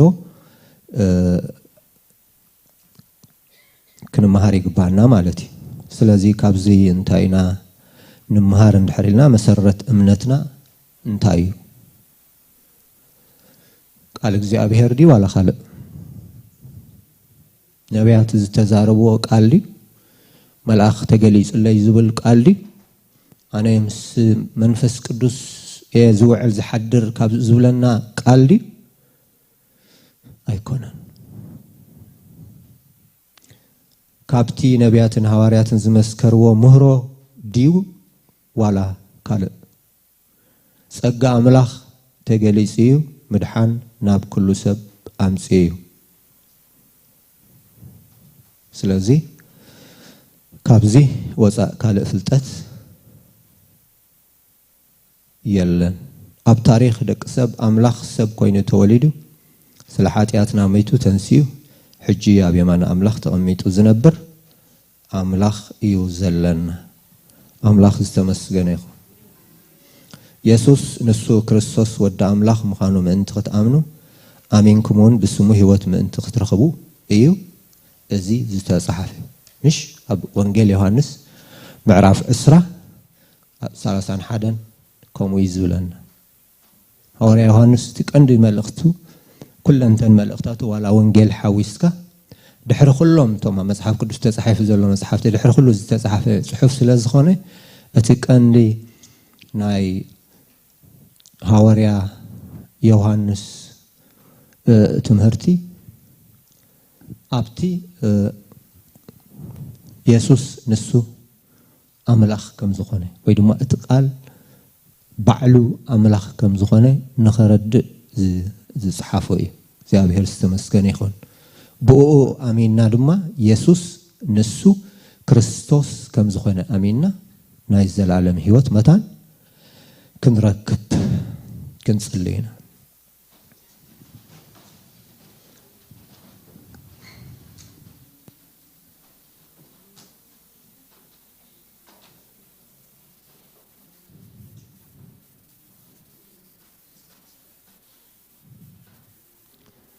حراي እግዚአብሔር ዝተመስገነ ይኹን እስኪ ነቲ ቃል ንሕፅር ዝበለ ደቂቃ ክነስተንትኖ ኢና እግዚአብሔር ዝተመስገነ ይኹን ሃሌሉያ ኣምላኽ ከለኻ ኣብቲ መዝሙር አንቶቦስ የስተውዕል ነይረ ኣብቲ ኣሕዋትና ዝምርዎ ዝነበረ መዝሙር ኣምላኽ ከለኻ ይብለና ይብሉ ነይሮም እግዚአብሔር ዝተመስገነ ኣብቲ ግጥሚ ኣብኡ ከም ዝብል ጽሑፍ አንብዮ ማለት እግዚአብሔር ዝተመስገነ ይኹን ኣምላኽ ከሎስ ሰብ ዝኾነ ጎይታ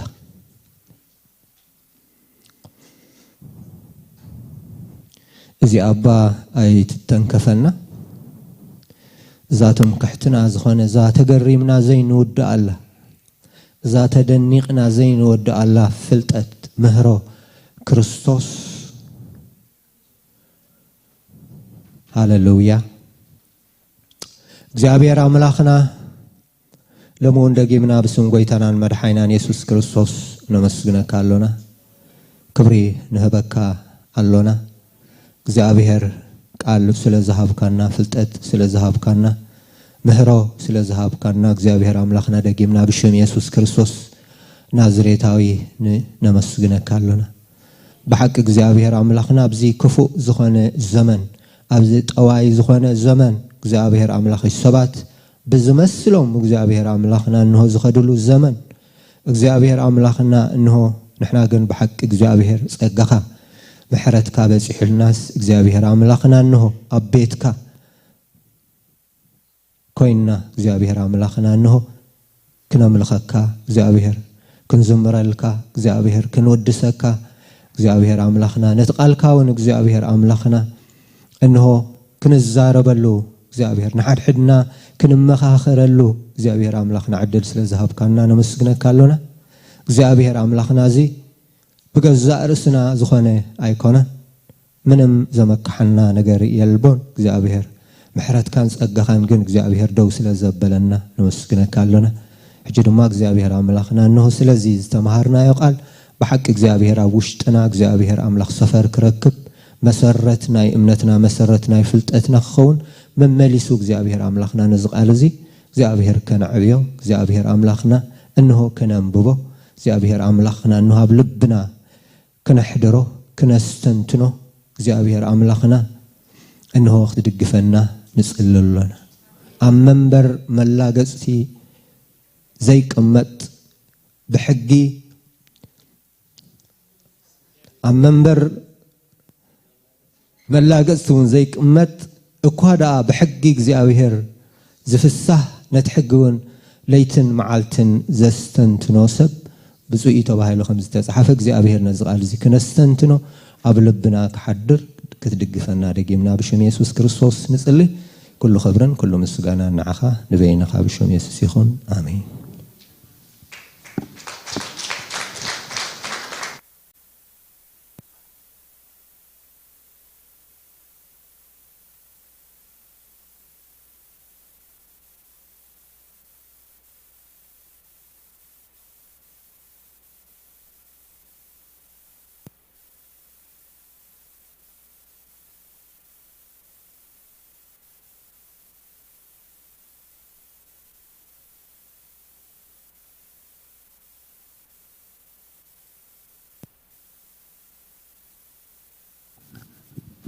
كبرنا أملاخ يكون سلطان حنا جزينا أملاخ نمسكنه سم እግዚአብሔር استمسكنه يكون أقداس زخنه تمرتي نائمنتنا ملحق مسرت دخنه እግዚአብሔር مسكن سلذ نفس وقفنا خا مسرت سلذ خنه أبتصنع مسرتنا أصنعنا خنحزو فاد أملاخي እግዚአብሔር بارك أبرهيمو اسك እግዚአብሔር بارك نبله كبرنا أملاخ يكون اسك منالبات أجاشن تلخم نقولت هذا كم مدحنيهم كتقبلوا وتدليو من البات أبزبيت حدش كخون البزح جزيون دمس أخم تكونوا تخليهم نجرجن نزي مدحن زخنا نقولتها مدينة عالم بو أمين كادما نزل عالم هيوت زأتو من البات نزقولتها زي تقبلوا أنت الله ومدما كقبلوا زدل سب تمعت مدحن حجيا يبلنا نيجي أبيهر قال سلازي ناي مدحان صاوعيت تصوع الله نقولتها كقبل زدل سب انتلو تاف دقه كفتي قويتها دما يدو زرقيحو يصبل له اش انتلو اداوكم على العلو اوكي يلن مالتي قوي خلنا بقويتاينا يا ابير مسكن اشي اغاش انتلخم لما عنتي دمصخم كابرحو كقربا سلام كتبلنا أنا خا السلام كنولكم أجاش نتلخم كتلالينا سمكم كابيكم دمسخم تسي خادو تلالينا يا أبير باركة سلامنا أخاتكم يكون أبراهام قبر እግዚአብሔር بال كاب إدمنتن مسرهوان بعد بيت قال عقل نقال الشيخ إبراهيم يا أبير باركة وعبد حال مصحا يا أبير باركة ركبفتو يبهال كاب إثيوبيا مزي الشيخ يا أبير باركة ركبه وعبد حال مصحا قال أنت الله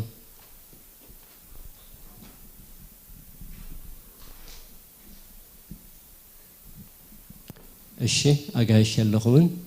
أجاشنا نقول عبد السلام بدحن مسخهم أبتنا شاي جزيل لنا أو خاب حبار شاي كننستينا كن الله عليكم من هذا تورقت انت الله مرة أبتأيد كاري أي لهم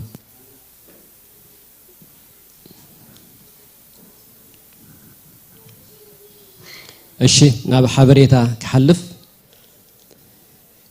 زمت الله قدام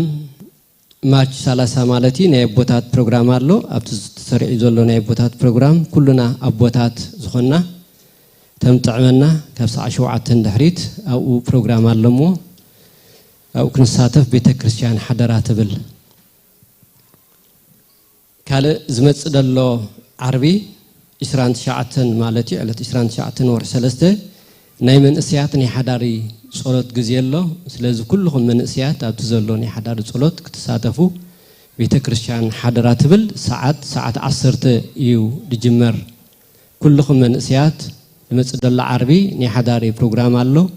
يبلو له من اسيات سلازي ابتزلو غزي تساتفو بيت كريستيان حضرات بل ساعات 10 يو كاله كله مدبات بيت كريستيان ابوت يو زلو ناي بايبل ديسكشن ناي عربي ناي صلوتن ناي تمرت غزين ناي كاله تفلالي زلو كله بروجراماتنا سلازي ابتزلو بروجرامات كله نساتف بتوم نطعم املاح عدم ذهبنا املاح طعنا ذهبنا املاح قلوه ذهبنا وريتا انمرسلو بوتا الله እግዚአብሔር መስገን ስለዚህ ተጠዕመና ኣብቲ ተሰርዒ ዘሎ ፕሮግራማት ክንሳተፍ ማሕበር ሓደራ ትብል ስለዚህ ኣብ ከባቢኹም ዘሎ ቦታ ditሳተፉን ተለኹም ኣገልገልቲ ድማ ክትሕብሩ ትደልዩ ኣድራሻኹም ኣበይ ክጥዕመኩም ከም ዝኽእል ድማ መታን ክንራኸበኩም ነገልገልቲ ክትረኽቡ ትኽእል ኢኹም ማለት እዩ ስለዚህ ፍላይ ኣብቲ ሆም ሴል ditሳተፉን ተለኹም ንኽትሳተፉ ድማ ተጠዕመኩም መዓልትን ተሎ ኒ አገልገልቲ ረኸቡና ከነራኸበኩም ማለት እግዚአብሔር መስገን ስለዚህ አብዚ ወፂሎ አብዚ ምናልባት ዘይንሪኦ እንተለና ክንደግሞ ንኽእልና ግን ኩሉ ግዜ ንሕብሮ እግዚአብሔር መስገን ካለ ኣብ ክችነርን ከባቢያን ንትኸዱ ኾነ ወይ ከዓ ኣብቲ ከባቢ ተቀመጡ ኣብ ክችነር ወን እግዚአብሔር መስገን ጨንፈር ብርሃን ሰባይ ከም ዘሎ ፈሊጥና ኩሉ ግዜ ሰዓት 3 ሰንበት ፕሮግራም አለው ስለዚህ አው ተሳተፉን ቤተ ክርስቲያን ሓደራ ትብል እግዚአብሔር መስገን ክብረና አምላኽ ይኹን ስለ ጸናሐና ግዜና አምላኽ አዝዲና ነመስግኖ እስከና አምላኽ ዕለታን ጣቂት ጌርና ነመስግኖ ክብረን ጎይታ ይኹን ሕጅ ድማ ድውፍ ቆልዓ አለና እንዳ ሓውና ዮናስን ሶሎሜን ቆልዓ ኮፍዮም ስለዚህ ንአምላኽና ስሊኦም ስለተዛሃበና ቆልዓ ነመስግኖ ናብዚ ቅድሚት ክትመጽኢኹም እግዚአብሔር ባርኩም ባሰረ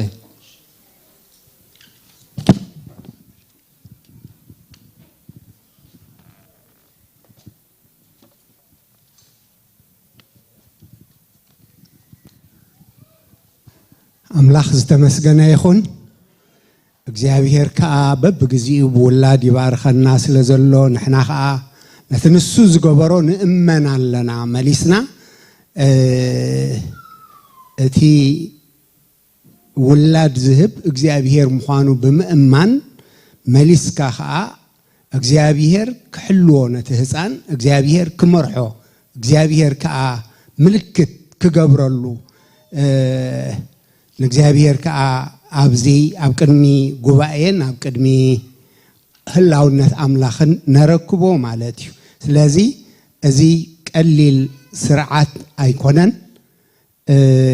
አቀዲሙን ኣብ ቀዳማይ መጽሐፍ ሳሙኤል ምዕራፍ 1 ሳራ ሃና ቀሬታ ሃና ድሕሪ ነዊሕ ግዜ እግዚአብሔር ከም ዝዘከራሞ ነቲ አምላኽ ዝሃባ ውላድ ከአ በቃ ዕድሚኡ ሙሉእ ናይ እግዚአብሔር ምእንቲ ክኸውን ሂበየለኹ ኢላ ክትውፍዮ ከላ ንርኢ እስኪ ከንብብ የሞ ሃና ግና ንሰብኣ ኣነስ ዝህፃን ጡብ ክሳዕ ዝሓድግ ኣይድይብን ሽዑ ኣብ ቅድሚ እግዚአብሔር ክርአ ከብፅሖየ ንሓዋሩ ከአ ኣብኡ ክነብር ይበለቶ እስኪ ኣደ ዝቆልዓ ሓዙልና እስኪ ዲስትራክት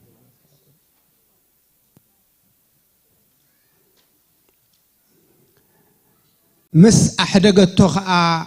سلسته زرابعن حد إفحارجن حد حرب وينن تماليا ودا حزاد يبت أبشلون أبيت እግዚአብሔር ድማ أتوتو تقول عها جنا نشتون بري نتزرابع حريدهم ድማ نتقول عنا بإلي أمسؤوا نسخا قويتاي سمعني نفسها هي وتغن قويتاي أتأبتقها دو إلى نجزيابير التلمن زنبر السبيتي أنا بزعباز قول عزيز زلمنكو جزيابير كا أتزلمنكو لماني يبني سلازي أنا دما نجزيابير هو الله مل عدميو نجزيابير تواهبي بلد أبوها نجزيابير سجدو زجرميو شعو نتزوفيت تقولع حديقات يا خيدا قلي لا يكونن دحر نويح بخيار دحر نويح صلوت دحر نويح لمانو خندي باج القጫ صغيبا زرهبت تقولع كتحنققو يزغبا ግን ንሳኸይ ጸገበት ተኸላ ንግዚአብሔር ይሁብኒ አነኻ ንግዚአብሔር እሁበለኹ ዕድሚው ሙሉ ንግዚአብሔር ተዋሂቡ ይላ አምላኽ መስገን እንታይ ይኹን ድሕሪያ መን ከና ኾኖ ድሕሪያ መን ክዳን ኾኖ መን ምግቦ እዚ ሁሉ ንአምላኽ ሓዲጋቱ ኸይዳ ማለት እዩ አብዝሎም ግን እንታይና ንግዚአብሔር ንውፍዮ ግናኸ እትሕድርሃ ሒዝናዮ ኢና ንኸይድ حلفنا تشكيمنا إنا نخيد ولادنا بقدمينا أملاك استمسجنا يخون لو مدما حونا يوناسن حبتنا سولومين እግዚአብሔር بولاد باريخ هو مالو ولاد ذهبنا እግዚአብሔር يو نحنا خان እግዚአብሔር كنوفيو ندللنا إلهم نابزي أمسيهم ملو أملاخ استمسجنا يخون نحنا خا بحبار كنا نزهس أنزي نجزي أبيهر كنوفينا كبرنا أملاخ يخون أقدمنا جن اسكي نزوم سدرابيت قال كأتو سلزجبا ما مش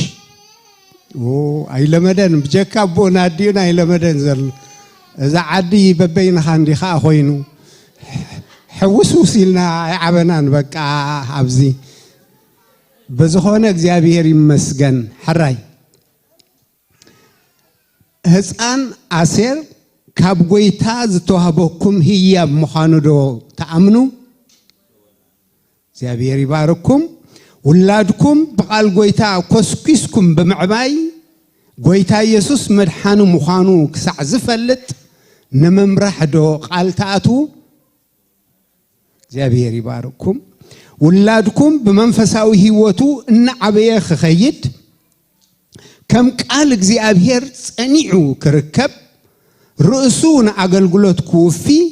بممرحن بمبرتعن كتعبي ودقال تاتو እግዚአብሔር ይባርኩም ولادكم بحفشو بمنفساوي بسغاون بأمرو بتعنا بتمهرتي كوسكيسكم دو خطعبي وقال تأتو እግዚአብሔር يبارككم اسكولهنا تسينا نزهز انزي እግዚአብሔር كان معقبو اينا እግዚአብሔር يمسجن املاخ اندي هيبونا نتزهبنا املاخ كنبر زهز انزي زهز انزي نولدو زعرف نبيت زمد زعرف እግዚአብሔር زخبر نهزب أملاخ زخبر كخون نبرخت كخون اسكي حواتي صلوتكم أبقدم እግዚአብሔር كبوريو كم فقادو زخون صلوتن لمانون كأግዚአብሔር يسمعي اسكي كريستيانو كو خمرق فقاد أملاخيو كبارخ فقاد أملاخيو ناي برخت قال كنوصينا حجي እግዚአብሔር يمسجن هاليلويا هاليلويا كن مرقو إنا نزقول عزي مرق كوينو أختر في كن بارخو إنا نزقول عزي بروخ كوينو أختر في እግዚአብሔር يمسجن أبكد منان أبكد ما أملاخن أمسي أملو زم ولد دزيهم እግዚአብሔር كوفيو حلو እግዚአብሔር أبلعليه خون إيد እግዚአብሔር أبلعليه كن እግዚአብሔር أبلعليه عين እግዚአብሔር أبلعليه خون هاليلويا هاليلويا هاليلويا هاليلويا هاليلويا هاليلويا هاليلويا هاليلويا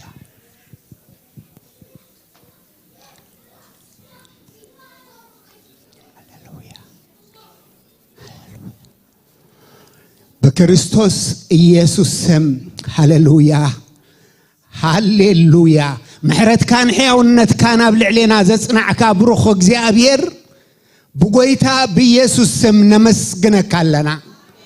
بذا ساعات زيها انه يوناسن سلومين مسود دوما بقدمي خالو مو እግዚአብሔር املاخ بكريستوس إيسوس سم إذا أنا زي እግዚአብሔር أملاخ حلفها تثبيتنا حلفها تثبيت ولدون እግዚአብሔር نسخة كتردو كتدقفو قد أبيلك ختصنعو كابهز أنا الناتو እግዚአብሔር فرحات كاب لبو ختنبر كابهز أنا الناتو እግዚአብሔር ملك الدحان كتقبرلو كابهز أنا الناتو እግዚአብሔር انتخا خطمتو كابهز أنا الناتو እግዚአብሔር نسخة ختكانا خونو እግዚአብሔር ፍልጠት ወለዲ ውሱኒው ጥንቃቀ ወለዲ ውሱኒው ንስኻ ግን ኩሉን ብኩሉን ዝኾንካ አምላኽ ኢኻሞ እግዚአብሔር ኣብ ትሕቲ ህላውነትካ ዝህፃን ዚ ክትቕለል ኣብ ትሕቲ ክናፍካ ክስውሮ ብስውር ኹን ብጉሁድ ዝመፅእ ነገር ነዚ ህፃን ዚ ከይትንክዮ ንስኻ ዋልታ ኮይንካ ክትክልሎ ንኣኻ ነማዕቅቦ ኣለና እግዚአብሔር አምላኽ إذا أنا زين سخاخم ذهب كيام زون ولد تأمينه مالهم እግዚአብሔር أملاخ إذا أنا زي كل سحب كدمي خاخ نبر بحقي كم تنحيا ونتك عمتات بزوسخ كالو እግዚአብሔር بقومت بزوسخ بسجان نوسخ بتباب نوسخ بفلتات نوسخ بفرحات كان نوسخ كخيت እግዚአብሔር إنه كابتنسها أوشتو زنبر كالو زتلعلي نعها زفكر نولدو زخبر كخون صدق زتأم أبسا زتألق كخون أبزا ختمازي أبزا مدرزيا خابز زرع كفو زخونا زرعي نسخا أمرو ختحتم እግዚአብሔር كتكلل እግዚአብሔር ننات كان قرقن زهز أنا زي كفوت كخون بروح كخون نقوح كخون እግዚአብሔር أملاخ نسخا كدقفونا أخانا معكم ولنا نار أيوة حجوسو نار أيوة نأخا خمسجنو النار أيوة እግዚአብሔር نأخا بتزجبر كهلو من الناس أبصبخ خبر خام أنتي زهز أنا زي نعرفت مخنيات يخونم إنه እግዚአብሔር أملاخ كدانم نمصنع مخنيات يخونم እግዚአብሔር بخلو أبتزلوهم فقر نموسخ مخنيات يخونم እግዚአብሔር أبوس للسمع كنا نمسجنا كلنا كابتي إن لمنون نحسبون بزعزيز كخت جبرك على كايمو كبرك زي أبير زوم ولد خاب زاز عزي أب قدمينا أب قدمي خان زأته وقال زحلوا له تسجهبهم أمونات كوينهم نعخاخم زعبيو تردي ومجزي أبير أملاخ بخلو بمستوعل أرأهن نخون خو جبرون سخاد الجفم للسمع كنا تمسجن بيسوع سم آمين سلام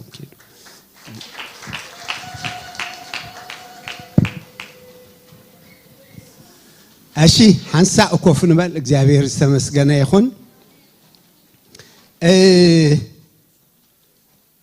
حاونا أبراهام እግዚአብሔር يباركك مسرت عاوز خونه كم تزولو قرب دقا انتهي حيز دقا خمسي لأنس أخبي دواب تمجمر يازر أما تصون عندي كلها أنا دوك نقول له خنصقعه زقب أنا حق عندي أما مسرت عون جاري حنتق على مغنب بكماتي وسحمشته أنا هون قال حبرتها أنت وسخكوت أبغي حمشته 10 شمن تسي كم زيبل سماين مدرن كسع زحلف كله خسع زفتسم كاب حجس يوتع ويس حنت كم زي تحلف بحقي بلوكم على خويبل أتا يوتع ويون حنتات زبلازلو إذا أب إنجليش letter I إذا هم زي أزبلت كال مسايا I إذا يوتع بتقرنيا يلوازلو سلازي سي انتاي زبلزلو كابزق على زسي حنتات كال أي تحلفن يا يزبلزلو زحلو እግዚአብሔር نازي كفرسوخ التحالفو زفتنو السومي مزقودو كمزي أب كوحن تودقكا تخوحي تفلقكا تسبر تقوحن تودقكا تشفلق زبلو كومي وانا اللوزق على زي نازت آميمكا عزبيلكا قوبوخينكا مخاد نرسخا تراي زقوداكا نخالوتكا أتلكم مالتيو بحاصيرو كرم حجون كمزي تخاتاتا عربي بزعباز نجرزي بزعباز استزي هاي تمهرنان بتجزية تجن بزعبا سلطان قال أملاخ كسع كندي بتقوانتون يتحسو خمز نبرة زحاوي أب كتير زلوا يمانة زبالي بقرهن تسعبوا سبات سمعوا سبات كتلو تخو إليكم بفلتت أب السودان سلزنا بري تفلتوا سبات أنت بلو وقت هلو تخو إليكم أب كن مجزي أبي هرن ديزل له قال أملاخ زت حسسب قال أملاخ زي خبر سب كتدانا جسن كسعبون أجباني مزق على زي زت عرر ولد كايخون سب أي كايخون سبيت خاتخون سني الكخ السمع فعاد جزيابير أيقونن جزيابير يعبي هو جزيابير يعبي تيوتنا ذهبنا تيوتو خذهبنا نسوا عبي سلازي قال جزيابير كابزت حس كني اللو زحوم مالتي بحصيرو نزبو مولو مصحف قدس كم زلو خم قال املاح يقبلني قالي قال سبي قالي قال شيطاني قالي قال طنقلتي سلازي نحنا خم قال املاح نوسلس تغويتا زمهارو اتم حواريات زمهارو وي ونز تصحفه اتم نبيات كاتنبيو تزي كوينو كاب وصا كله كم قال املاح كنقبلو يبلنان إلو بعوتا ززارب سبي مالتي سلازي كمزي حونا أب جوباي نيكيا 325 توم شعوز نبورو مرحت بيت خريستيان بيشوبات بهالو مالتي 318 بيشوب تأكيبون أبقى اليوم إذا حاولنا خنبوبوز صنحي ممرحي أقيمهم نبيت خريستيان مسرت نبيت خريستيان ممرحي حادي قوملنا بيت خريستيان كأبوء تسريع أخت كيت يعني حاصل أزسي سخف كيبلك أبوتات زقمو مسرت كتزبل فقد أملا خيكونا بفتش كبي مسيكا أشحت عمتات إجزابير بمنفسو إجزابير بقدسانو زحلو نزق على زي كم ترى نجري إخا كتفرسو فقد إجزابير أيقونن نسب ببزح نجر كدنجز قالو خدق فوق تعالي له تخيل إخا أبقال إجزابير بدفرد نقال إجزابير زت حس أنت خوينا جن بتعم شجاري بتعم شجاري كترحق لك هرسها تحلو لك سلازي زي أي خلابو زدلي قال ختلو تخليكم تكاتاتلو تفتوه تدقفوه جن سحيتي زود زي حدا نقال أملاخ هاي خبرني نقال أملاخ تحسو قال اترفسي كم زبرهام كبلو تسنحس أنا مصحف قدس زبلني زي كونس منفس زبلني زي سعد قال اترف أبقال أملاخ زت صحفة نعوز تصارر منفس أملاخ أنت تزاريبني نتقال أملاخ تحس خيدي إلو بعوتا الزارب سبي دحرز خالق كنت صبي قباني نتنبيت بقال أملاخ وي بمصحف قدس زبل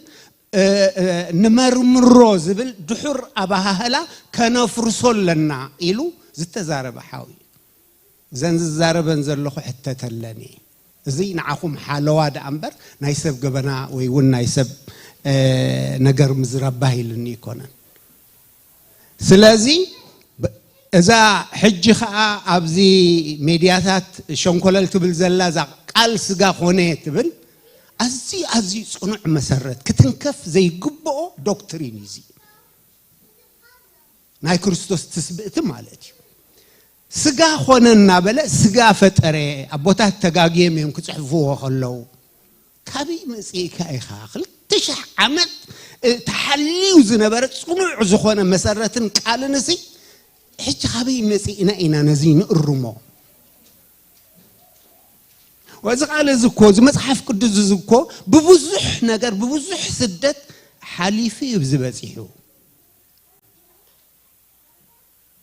نزي مصحف قدس زي خطفؤو خنددو كندي زي حقنو እግዚአብሔር ስለዚህ አለውን ስለዚህ አቀቦን ይዞለኮ كبرن سمو يخون أموداتا انتاي اخبل زدلي ازي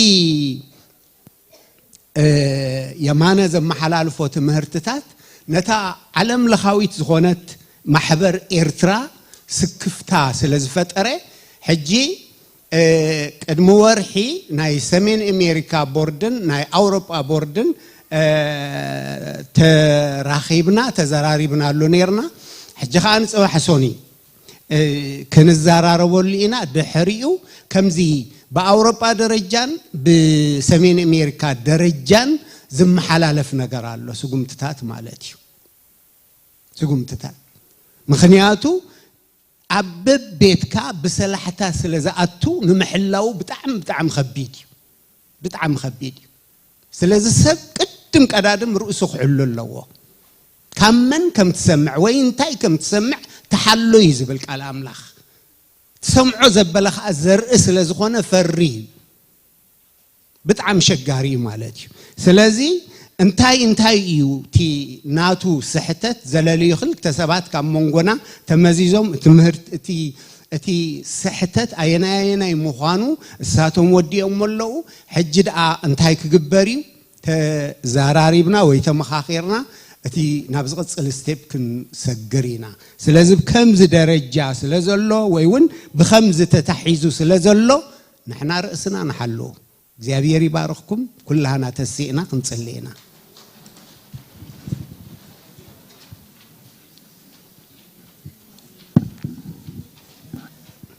هاليلويا اسكن أملاخنا مسقنو نجزيابير اسكي سلازنا برنا جزي لومي نمسكن نسكي لومي أبز مهلاونا نرأسو محرة اجزي أبيهاري برخة اجزي أبيهاري اجزي أبيهار أبك ادميو كنرأس لزبها جناي انك فاتها سكيركم زمساءكم علىكم كاب نويح زمساءكم علىكم كاب روحو استفال عليه مخنيات زمساءكم علىكم أجات أمي أيقونان اجزي أبيهار أبزي أختركو بس لزدليكمي هاليلويا هاليلويا هاليلويا እግዚአብሔር አቦነ መስግነካ አለና አቦና ክትበሃል በአና ስለዘይ ሓፈርካ አብጸት ጽባሕ ድምጽኻ ስለተስማዓና እግዚአብሔር አምላኽ ህዝቤልካ ስለተከናኸነና ጉስነትካ ስለዘይ ተፈለየና بخلو نسخة سلتنابينا سلتعالينا سلتتنققنا እግዚአብሔር አምላኽና መስግነካ አለና ኣብ ሰማይና ምድርን በይንኻ አምላኽ ንስኻ ኢኻ ስግደት ዝግባእካ አምልኾ ዝግባእካ ፍርሓትን ተኣዛዝነትን ዝግባእካ አምላኽ አብርሃም አምላኽ ይስሐቅ አምላኽ ያዕቆብ ዘይትልወጥ صنعك أبت زي جهز فانكات نبر نسخات رأيخامو فتينا እግዚአብሔር أملاخ تردي إننا تحق تجلس لنا نمسجنا كلنا كبرنا عخا يخون نبلالنا نود سكالنا እግዚአብሔር أملاخ أملاخ حقي نسخة بين خايخ ودخا يسوس كأخفلتو تنايزل عالم هيوت زي أياخم تبعلي እግዚአብሔር أملاخ سلت ودخا زجلس كلنا عبي محرت عبي فقري عبي مدحان نمسجنا كلنا زيت تخص زيت دكس قواسا نفساتنا بزحلفنا يخل حلفنا أبلومو خينا كوا شمكا خنذكر أبلومو خينا كوا أبزقو بقى زي كنركب قسنة كابل على نفسه وكفنا سلت صنعيمو تبارخ نبلك كلنا حجو النفسين نفس زقو بقى إن أخايا معكو بالخو እግዚአብሔር نوز نفس بزح معبلات بزح نفاسات اللمو نهزب خان السخا خطحلو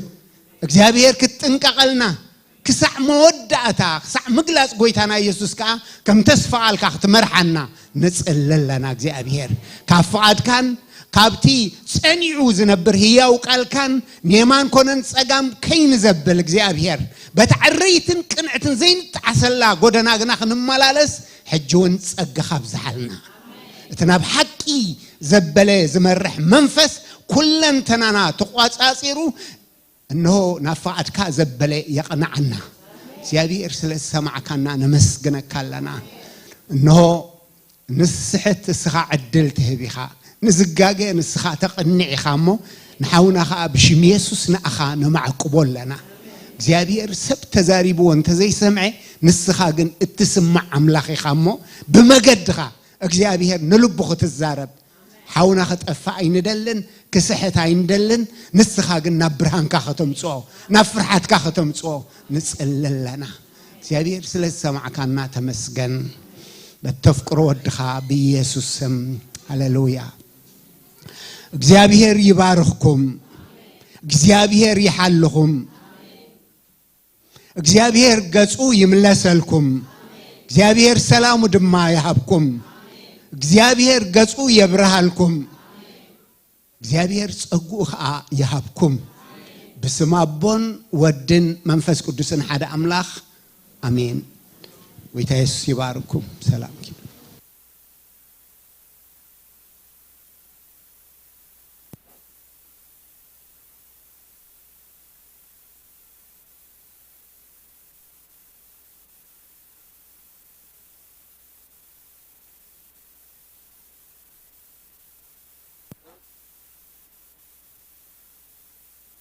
كم زبلك قالوا زبرقق ليسوس آمينو تصوموا يلكس كم قمت